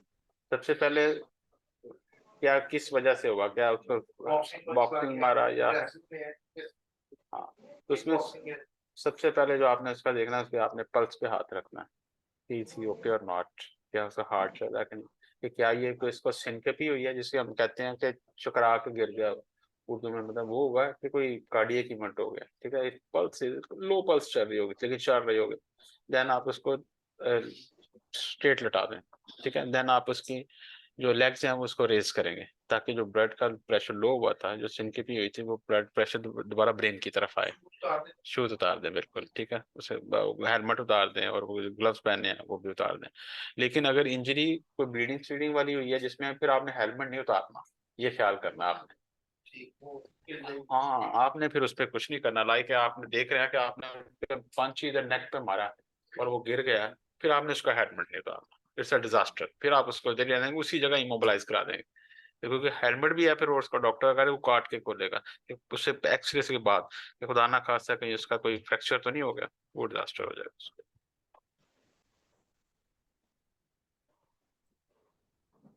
जी आपका क्वेश्चन प्लीज, ऑनलाइन जो मेरे दोस्त हैं। अस्सलाम वालेकुम सर। जी प्लीज सर, जब हम ग्रास रूट लेवल पे काम कर रहे होते हैं तो एक इंजरी जो है वो तकरीबन 80% न्यू प्लेयर्स में सामने आती है, शिन पेन जो, और इसका मुख्तलिफ इसका रवाज जो हमारा पुराना कुछ फहम है कुछ न्यू है कि इसको फिर जॉगिंग लॉन्ग टाइम कराएं और इसको मालिश ना करें, कोई दवाई ना लगाएं और ठंडा पानी दें या ऐसे करें, तो इसको ज्यादा बेटर क्या होगा जो न्यू कमर्स के लिए अमूमन इसको देखा गया?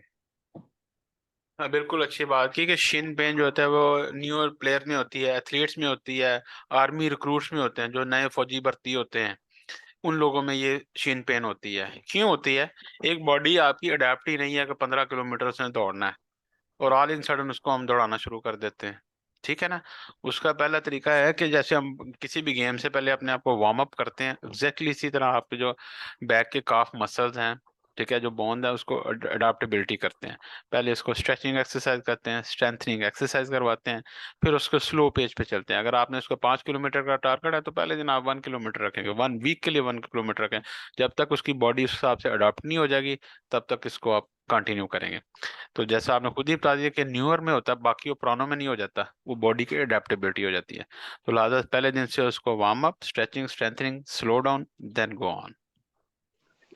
ये बात आपने क्लियर कर दी है, हम भी समझते हैं। मैं चाह रहा हूँ कि अगर हो जाती है तो फिर उसके साथ क्या ट्रीट किया जाए, क्योंकि वो बहुत सीवियर पेन होती है और एथलीट बड़ा नला हो जाता है अपने काम से, तो उसको फौरी तौर पे हम कैसे थोड़ा सा एज दे सकते हैं ताकि वो अपनी कंटिन्यूटी जो है वो रख सके। फौरी तौर पे तो आप जाहिर बात स्प्रे करके उससे आउट ऑफ पेन निकाल सकते हैं, और लेटर ऑन आइसिंग वही जो हमने बताई है स्टैंडर्ड वही फॉलो करेंगे, आइसिंग करें, कंप्रेशन दें, रेस्ट दें, तो फिर अल्टीमेटली आपको रूट काज को यानी उसका प्रॉब्लम क्या उसी को सॉल्व करना है। अगर वो बोन के इन्वॉल्व नहीं है, बाद लोगों में अनफॉर्चुनेटली शिन पेन होने की वजह से स्ट्रेस फ्रैक्चर हो जाता है, जिसे आप जबान में हेयर लाइन फ्रैक्चर बोलते हैं। तो वो पेन जो आप जितना मर्जी उसको रेस्ट दे लें वो ठीक नहीं हो रहा था, तो फिर उसके मुताबिक हम उसको ट्रीट करते हैं। तो उसका अपना एक प्रोटोकॉल है हेयर लाइन फ्रैक्चर को मैनेज करने का। अगर खाली सॉफ्ट टिश्यू मसल तक रहता है तो जो मैंने 3-4 चीजें बताई हैं उससे ग्रेजुअली इस प्रॉब्लम से बाहर निकल आता है। सर इसमें विटामिन D3 का भी कोई रोल है सर? समटाइम डिफाइन नहीं हो रहा था पता नहीं चल रहा था कि ये आया कि शिन पेन जो है वो एक्स्ट्रा जो बर्डन है उसकी वजह से हो रहा है, या इसमें विटामिन D3 की भी डेफिशिएंसी हो सकती है? नॉट रियली, विटामिन D3 का रोल नहीं है। अगर आपका विटामिन डी ऑप्टिमल है तो फिर भी शिन पेन हो सकती है। वही बात यही है कि इनिशियली आपने उसको लेके कैसे चले, उसी वजह से होता है इसका।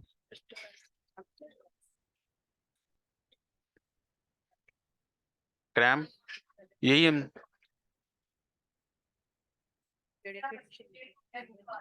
यही तो हम तब से डिस्कस कर रहे हैं। क्रैम्प्स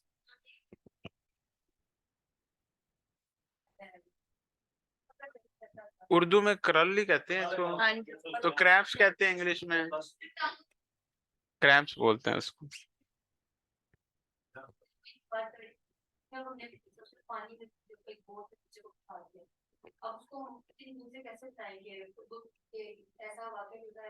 ये मैंने इतना अच्छा फार्मूला आपको प्रोटेक्ट प्राइस का फार्मूला दिया, उसको प्रोटेक्ट करें। आप पहले उसे बाहर निकाल लें, इससे पहले वो डूब जाए, उसको प्रोटेक्ट करें, उसको रेस्ट दें, आइसिंग करें, कंप्रेशन करें और एनर्जाइज। बेटा ये स्क्रीन के ऊपर जो है ना इसे डिलीट करें, वहां से डिलीट करें।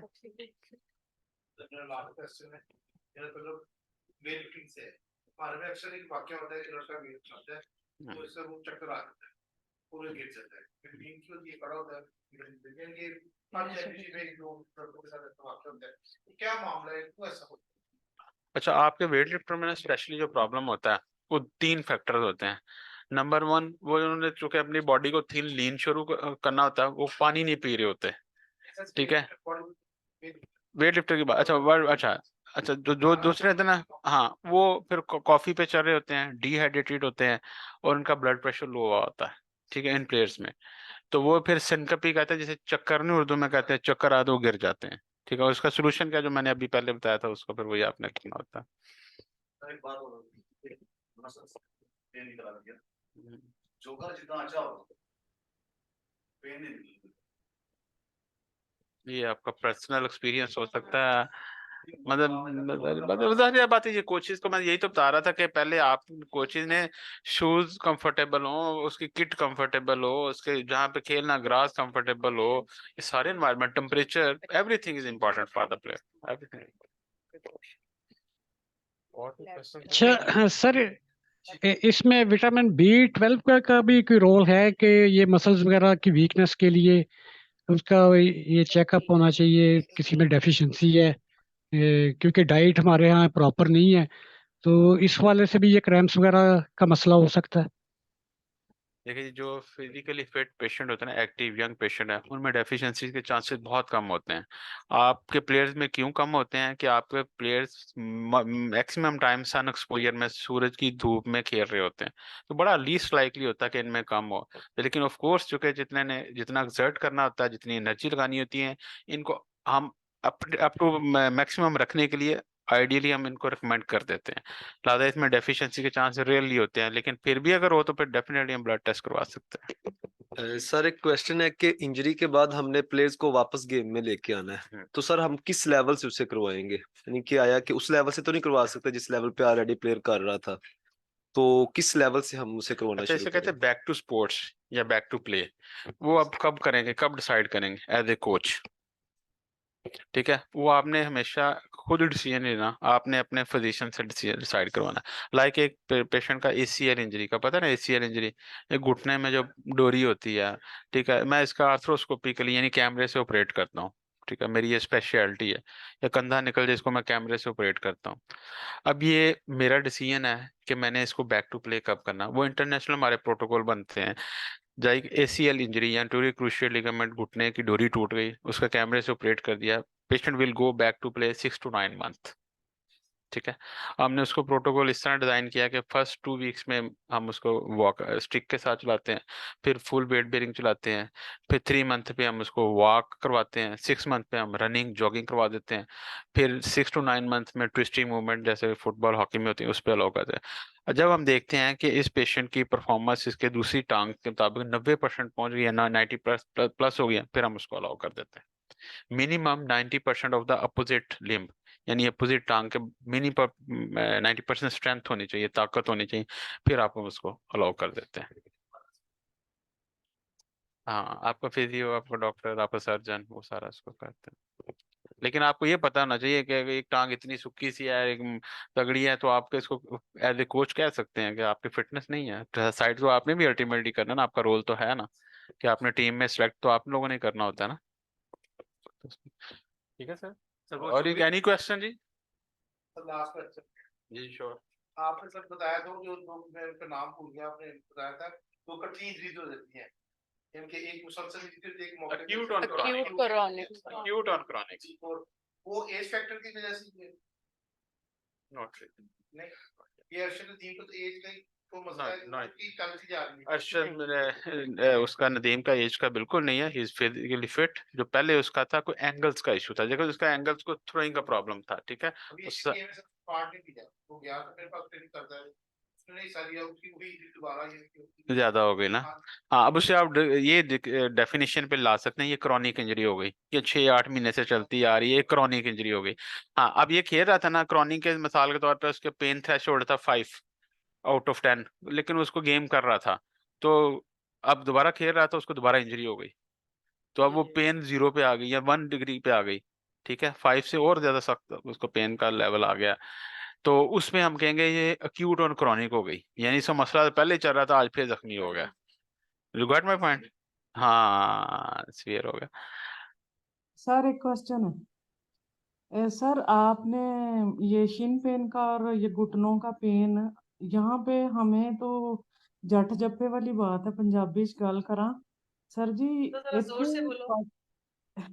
यहाँ पे तो पाकिस्तान में तो हम कोचिज को और प्लेयर को इतना ज्यादा नहीं पता कि हम क्या करें, लेकिन आप बाहर से पढ़े, आप बहुत अच्छा बता रहे हैं हमें, और पता भी चल रहा है कि हम कोचिंग में अब क्या क्या करेंगे, लेकिन ਸਾਨੂੰ ਇਹ ਨਹੀਂ ਪਤਾ ਲੱਗਦਾ ਕਿ ਅਸੀਂ ਪਲੇਅਰ ਨੂੰ ਕਿਵੇਂ ਦੱਸਾਂਗੇ ਕਿ ਉਹਦੀ ਜੁੱਤੀ नहीं ठीक हैगी तो इस वास्ते शिन पेन आ।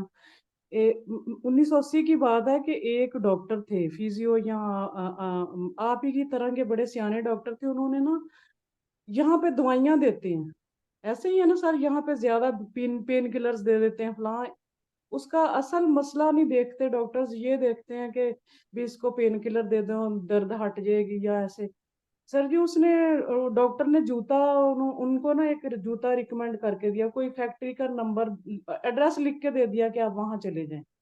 उसने कहा कि पता नहीं ये कोई दवाई लिख के दी है, किसी से पढ़ाया उसने, डच जुबान में लिखा हुआ सर था। मेरे ख्याल से फ्लैट शूज वो ना उन्होंने जब उन्होंने कहा कि ये दवाई तो नहीं है, उन्होंने कहा जी अपना ये जूता, उन्होंने उस लेवल का जूता बना के दिया, वो उसकी वो सारी पेन्स खत्म हो गई। और हमें कैसे कोचिज को पता चलेगा कि इसके शूज नहीं ठीक, इसीलिए इनके ये इंजरीज आ रही हैं, या इनके शिन पेन है, या घुटनों में दर्द है, थाई में दर्द है, तो ये तो वेरी एक गुड मुनज़्ज़ा, डॉक्टर। आपका बहुत अच्छा क्वेश्चन है, बड़ा प्रैक्टिकल क्वेश्चन आपने किया। इसमें मैं जाहिद साहब का इनपुट लेना चाहूंगा कि एज ए कोच आप देखें, हर गेम के ना मुख्तलिफ इक्विपमेंट्स हैं। ठीक है, हर मुख्तलिफ सामान, जैसे रोइंग का बता रही उसके लिए क्या चाहिए, बैडमिंटन के लिए क्या चाहिए, ठीक है, फुटबॉल वाले को क्या चाहिए, ठीक है, सॉकर जो खेलते हैं उनको क्या चाहिए, ये ऑफ कोर्स जो स्पेशलिस्ट होते हैं वो कोचेस होते हैं। जैसे आप खुद भी यूज करते हैं ना चीजें, आपको पता है कि कौन सी अच्छी चीज है, कौन सी प्रॉपर शूज है, कौन सी पहने, उसमें आपका डॉक्टर आपको इतना हेल्प कर सकता है कि अगर कोई मेडिकल प्रॉब्लम है, जैसा कि मैडम ने बताया कि उसको फ्लैट फिट है। अब फ्लैट फिट का तो हम सबको बेज़ाहिर नजर भी आ जाता है कि अल्लाह ताला ने एक आर्च बनाई हुई है और एक पेशेंट का बिल्कुल फ्लैट है, तो उसको फिर हम मेडिकली ट्रीट करते हैं, फिर वो हमारी जिम्मेदारी रह जाती है, हम उसको मुख्तलिफ स्पेसिफिक मेडिकेटेड शूज दें या हम उसकी सर्जरी करें, वो करें। उसके अलावा आपकी गेम के लिहाज से कौन से फिट चाहिए? लाइक आपको ये पता चल जाता है ना कि ये हॉकी इस ब्रांड की लेनी है, ये बड़ी अच्छी है, तो इसी तरह डेफिनेटली आपको शूज का भी है। तो उसमें सर आप क्या कहते हैं इस हाँ पे? बिल्कुल सही है कि एक तो सबसे पहले जो है ना, हम जब भी ट्रेनिंग करवाते हैं या भी कंपटीशन में हिस्सा लेते हैं तो हमें सबसे पहले ये चीज देखनी होती है कि जो हमारा इक्विपमेंट वो एग्जैक्टली ठीक है, फिट है उस काम के लिए या कि नहीं। क्योंकि बाज़ औक़ात हमारा एक लेसिस भी एक टाइट होता है, एक स्लो होता है, तो वो काज़ कर जाता है इंजरीज को और पेन को। जी और जी सेकंडली जिस सरफेस पे आप उसको ट्रेनिंग करवा रहे हैं, जो इक्विपमेंट आप इस्तेमाल कर रहे हैं, क्या वो ठीक है उसके लिए कि नहीं है। और इससे अलावा एक और चीज़ है जो कभी भी हमने एड्रेस नहीं की, अभी हम शायद आपने उसको टच भी नहीं किया हो, आपका बायोमैकेनिक, आपका जी बॉडी का बैलेंस, आपकी बॉडी की जॉइंट जो कितने मोबिलाइज़ के हैं, कितने नहीं हैं। जी सर ये आप देख लें, कभी-कभी आप देखें ना कि आपके दोनों हाथ, एक तो मैं स्ट्रेच करता हूँ, मैं पकड़ सकता हूँ, दूसरी देखिए क्यों नहीं जा रहा। जी जी जी ये काज़ है फ्लेक्सिबिलिटी और इसकी ट्रेनिंग है, इसके टेस्ट हम करते हैं एथलीट्स को। जी बाकायदा जी मेरा एक्सपीरियंस एक नेशनल टीम के साथ था और फॉर अवे जर्मन के जो टॉप एक्सपर्टीज़ है, हर महीने के बाद ये टेस्ट लेने आते थे। ह्यूज मनी उसको स्पेंड हो रहे थे हमारे। जी और जी ठीक 3 महीने के बाद मेरा एक्सपीरियंस रहा, 3 महीने के बाद पूरा बायोमैकेनिकली टीम्स ठीक। अभी इसमें क्या होता है कि जब भी आपका एक जॉइंट मोबिलाइज नहीं है, दूसरा अगर ठीक है, तो फॉर एग्जांपल आप स्ट्रेंथ एंड ट्रेनिंग कर रहे हैं, एक पे तो वेट ठीक जा रहा है, वो ग्रोथ कर रहा है, दूसरा वीक जा रहा है। जब आप ट्रेनिंग करते हैं तो कहीं-कहीं उस पे प्रेशर ज़्यादा पड़ता है, वहाँ पेन स्टार्ट हो जाती है। जी इसी तरह आपके जो इक्विपमेंट है, आपके शूज़ हैं, इसका बड़ा रोल है। तो ये चीज़ें हमें देखनी भी होती हैं, उसको इम्प्लीमेंट भी कराना होता है और ये अवेयरनेस भी हमें होनी चाहिए। जब आप जी ट्रेनिंग करवाएँ सारी चीज़ों को, जो बायोमैकेनिक इसके बारे में पता होना चाहिए। हमारा बॉडी का जो पूरा मोबिलाइज़ेशन सिस्टम है या सारी चीज़ जॉइंट्स हैं, पूरे प्रॉपर्ली इक्वली हम उसको उनके ऊपर जब उनकी ट्रेनिंग करवा रहे हैं, मोबिलाइज़ हैं सारे या कहीं स्टक है कुछ, इसके टेस्ट हम करते हैं। तो फिर हमें पूरा अवेयरनेस आ जाती है, हम पूरा देख सकते हैं, हाँ, ये ठीक है, कहाँ-कहाँ इश्यूज़ हैं। आप उसको ईज़िली एड्रेस कर सकते हैं, उसको मैनेज करवा सकते हैं, जहाँ पे फर्दर सीवियर जो पेन स्टार्ट जैसे आप कह रहे हैं, तो फिर ऑफ कोर्स आप जो है ना, आप एक्सपर्ट्स जो है डिस्कशन करते हैं अपने डॉक्टर्स के, फिजियो के साथ। जिस सर बता रहे हैं ना, मैं अभी इसी मार्च में था, एशिया फुटबॉल कॉन्फेडरेशन थी फीफा की दोहा कतर में। तो उस पे इतनी बड़ी कॉन्फ्रेंस में एक पूरा सेशन था foot and it's problems, foot clinic के नाम से उन्होंने कहा था। उसमें शू पैटर्न से लेके, जैसे सर बात कर रहे हैं बायोमैकेनिक्स का, लैंडिंग कैसे एक प्लेयर करता है, वो सारी एक पूरी एक साइंस थी उसमें। तो ठीक है, इसमें थोड़ा सा आपने अपने आप को अपडेट करना, अवेयर करना है, तो थोड़ा सा इसमें आपने पढ़ना। सर इसमें मैं हाँ थोड़ा जी सा ऐड करना चाहूंगा, कैसे पता चल सकता है कि उसका जो फुट लैंड हो रहा है कि नहीं सही। तो सर हम देख सकते हैं कि वो कहाँ से, उसका जो शूज है वो घिस रहा कहाँ से है। इस बायोमैकेनिक लैब्स हैं पैदा, जी सर, तो उसमें उससे आपको पता चलता है। प्रैक्टिकली आपको नहीं पता चल सकता। वो आपने टेस्ट ही नहीं नहीं करना सर, है। ये वैसे देख के अगर पता करना चाहें तो देखो, देख सकते हैं किस जगह से घिस रहा है उसका सिंपल शूज। सा है, मैं अपोलोजाइज़ इंटरप्शन, वो आपने टेस्ट लेनी है। आपने बायोकेमिकल पूरे जॉइंट की टेस्ट लेनी है। कौन से जॉइंट्स ओपन है, कौन से नहीं। फिर आप उसकी ट्रेनिंग है, उसकी स्ट्रेचिंग एक्सरसाइजेस हैं, कुछ डायनामिक स्पेसिफिक एक्सरसाइज उसकी। फिर उसके बाद फिर आप टेस्ट लेते 10-15 दिन के बाद, देखते हैं कहाँ तक एक्सटेंड हुआ है, जॉइंट भी फ्लेक्सिबल हुआ कि नहीं, फिर दोनों चीजें बैलेंस हुई कि नहीं। वो उस तरह आप उसको मैनेज करते दूसरा अपने जैसे आप आगे करना, एक शू पैटर्न से भी पता चल जी, सकता है। एग्जैक्टली। जैसे आपने जो शूज पहने हैं वो किस साइड से घिस रहे हैं, ठीक है ना, वो लेटर ऑन आपको उससे पता चलता है कि इसका बैलेंस साइड पे जा रहा था, एडी सेंटर में थी, लेटर, उससे भी आपको अंदाजा हो जाता है। सर आपकी बात बड़ी ज्यादा, अक्सर प्लेयर चलते हैं तो फॉर्म का स्टैंड का ये होता है कि कोच के काम में उनके फॉर्म सीधा करे, जब फॉर्म ये रखेगा बाहर की तरफ निकलेगा तो फॉर्म उसके अंदर साइड घिसेगी या बाहर साइड घिसेगी, वो उसको पता आ जाएगा। प्लेयर का काम है फॉर्म सीधा रखना, स्टेप बाय स्टेप उसको चेक करेगा फॉर्म का स्टेप जो है वो ठीक है। यहीं से एक्सटेंड करते हैं इसको पाँव, अगर एक इससे दूसरे इससे क्या मसला है इसका। मसल का ड्रॉप होना तो वो मसल ड्रॉप तो होता है। जॉइंट कहीं से भी इसको अनलॉक करना, अगर फर्दर उसके नेचुरली है तो फिर तो एक नेचुरल चीज है। अगर ट्रेनिंग पहले था उसके बाद ऐसे हो गया तो इसकी वो ट्रेनिंग है, उसका टेस्ट है। बाद में माँ बाप का काम है, लेकिन वो बच्चे को जब चलते हैं तो उसका काम था तो वो कोच का काम नहीं है, लिहाजा कोच का नहीं, नेचुरल चीज है वो आप कोच का बड़ा नहीं, वो एक डिफरेंट चीज है, वो एक नेचुरल चीज है, वो ब्रेक नहीं कर सकते। हमें 5 मिनट एक 4 फुट हाइट पर रहता है। कहते जो आपने जॉगिंग की या फिर मसल जो प्रॉपर अपनी जगह पे स्ट्रेच हो गए पावर में रहते मैंने सर 10 मिनट में बॉडी ठंडी रहती, 5 मिनट ये टांगो पूरा, 5 मिनट ये टांगो, कहता है कोच में आओ जरूर डाल लेंगे, कोई बात नहीं। आप ये स्टेप वेट करिएगा, ये मसल के अंदर पावर एनर्जी जो आपके मसल स्ट्रेट लेके चल रहे हैं, आपको टांग में पावर लेके आने का इसका बड़ा काम है। इसमें देखें डिफरेंट स्टैंस फेज होता है, स्विंग फेज होता है। जब चाल हम चलते हैं ना उसके मैं बहुत ज्यादा डिटेल में नहीं जाऊंगा। स्विंग फेज, स्टैंस फेज, यानी आप पाँव रखते हैं और हवा में जाता है, ये दोनों हम कोरिलेट कर रहे होते हैं। बेसिकली मेडिकल मैकेनिकल लैब्स में आपको ज्यादा असेस कर सकते हैं। ठीक है, जैसे आपका ट्रेनर ने फील किया, आपका नहीं था, उसने आपको गाइड कर दी।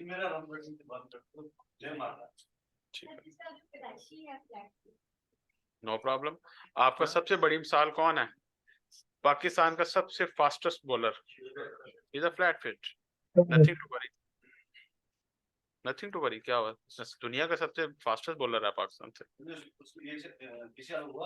नहीं, उसके तो नी रिप्लेसमेंट, वो तो खैर एजिंग के वजह से और ओल्ड एज की वजह से, वो जो भी है उसका, वो तो हेल्थ इशू एज के साथ है। लेकिन जब खेला, पूरा कैरियर खेला, और नहीं फ्लैट फिट के साथ खेला, पाँव पे कोई प्रॉब्लम नहीं है। नहीं, कोई प्रॉब्लम नहीं था, बिल्कुल ऐसा नहीं था। फ्लैट फिट है ना, आज भी बिल्कुल फ्लैट फिट है, उसी तरह चलो। शुएब अख्तर सर, जी सर शुएब अख्तर, जी सर, वही वही वही। ठीक है, तो लिहाजा ये नहीं कि आप फ्लैट फिट है तो खेल नहीं सकते, nothing like that. Anything else sir? Thank you, all that done. हाँ वो कर लेंगे। क्या इसको कंटिन्यू करेंगे सेशन जो है ना उसको, उसके बाद फिर मैं इवेंट मैनेजमेंट की थोड़ी सी अटैच करूँगा। हाँ, ये कल सर, ये सर हम अपनी टीम के साथ बनाते हैं, ग्रुप फोटो बनाते हैं। हाँ, सारे कोचेस देखे ना, और ये कोचेस मौजूद हैं। आगे कौन था? कहाँ से सारे लोग आ रहे हैं?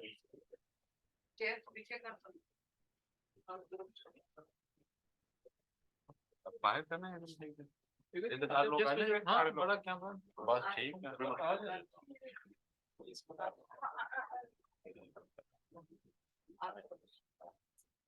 कुछ लोग जो लंबे हैं आज मैनेज कर रहे हैं। मैं DHA 4 में हमारा देखिए, यहाँ से इंटरनेशनल फेडरेशन का प्रेसिडेंट है, यहाँ बैठते हैं। IOC का जो फेडरेशन का हेड है वो यहाँ बैठते हैं, हम उनके साथ हैं। IOC को डील करते हैं, ओलंपिक काउंसिल ऑफ एशिया को भी डील करते हैं, FIH को भी। अच्छा, मतलब पाकिस्तान मैंने करने के आप देना, हम आए हैं ना अभी 10 साल के। Sir thank you sir. आगे प्रशांत साहब। जी सर, थैंक यू। बना लो थैंक यू। ये थैंक यू एक रिक्वेस्ट है प्लीज, Sure, जरा sure. एक और Sure. Qaiser Asim, please sir दोबारा। कैसर को दो, कैसर ये बता आगे बतरस किधर है? चलें। Thank you sir. Thank you sir. Very nice. Thank you very much, thank you so much.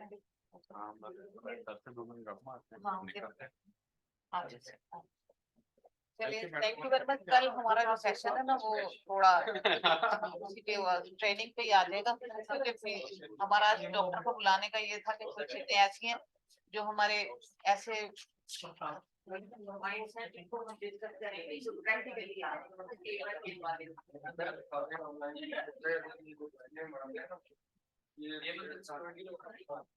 Please सब लोगों से ये रिक्वेस्ट है, इंशाल्लाह कल नेक्स्ट डे जो है हमारा लास्ट डे है, उस पे इंशाल्लाह कल 11 o'clock आप लोग सारे जो हैं प्रेजेंट हो, और कल हमारा लास्ट डे है। और दूसरा ये है कि सब लोगों से रिक्वेस्ट है कि ये स्क्रीन के ऊपर प्लीज लाइनें मत लगाएं, क्योंकि वो ठीक है। थैंक यू वेरी मच, अल्लाह हाफिज।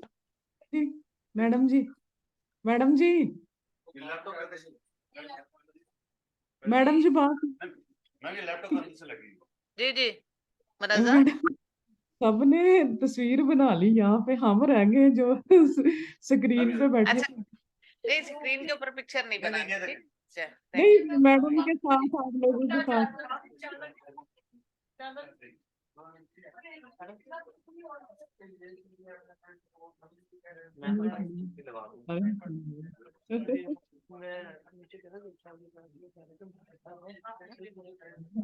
कहती हूँ स्क्रीन सारी तस्वीर स्क्रीन में मैं क्या पता तस्वीर नहीं। बनाई है वो सर पे पड़ा हुआ है, फोन कर रहा है।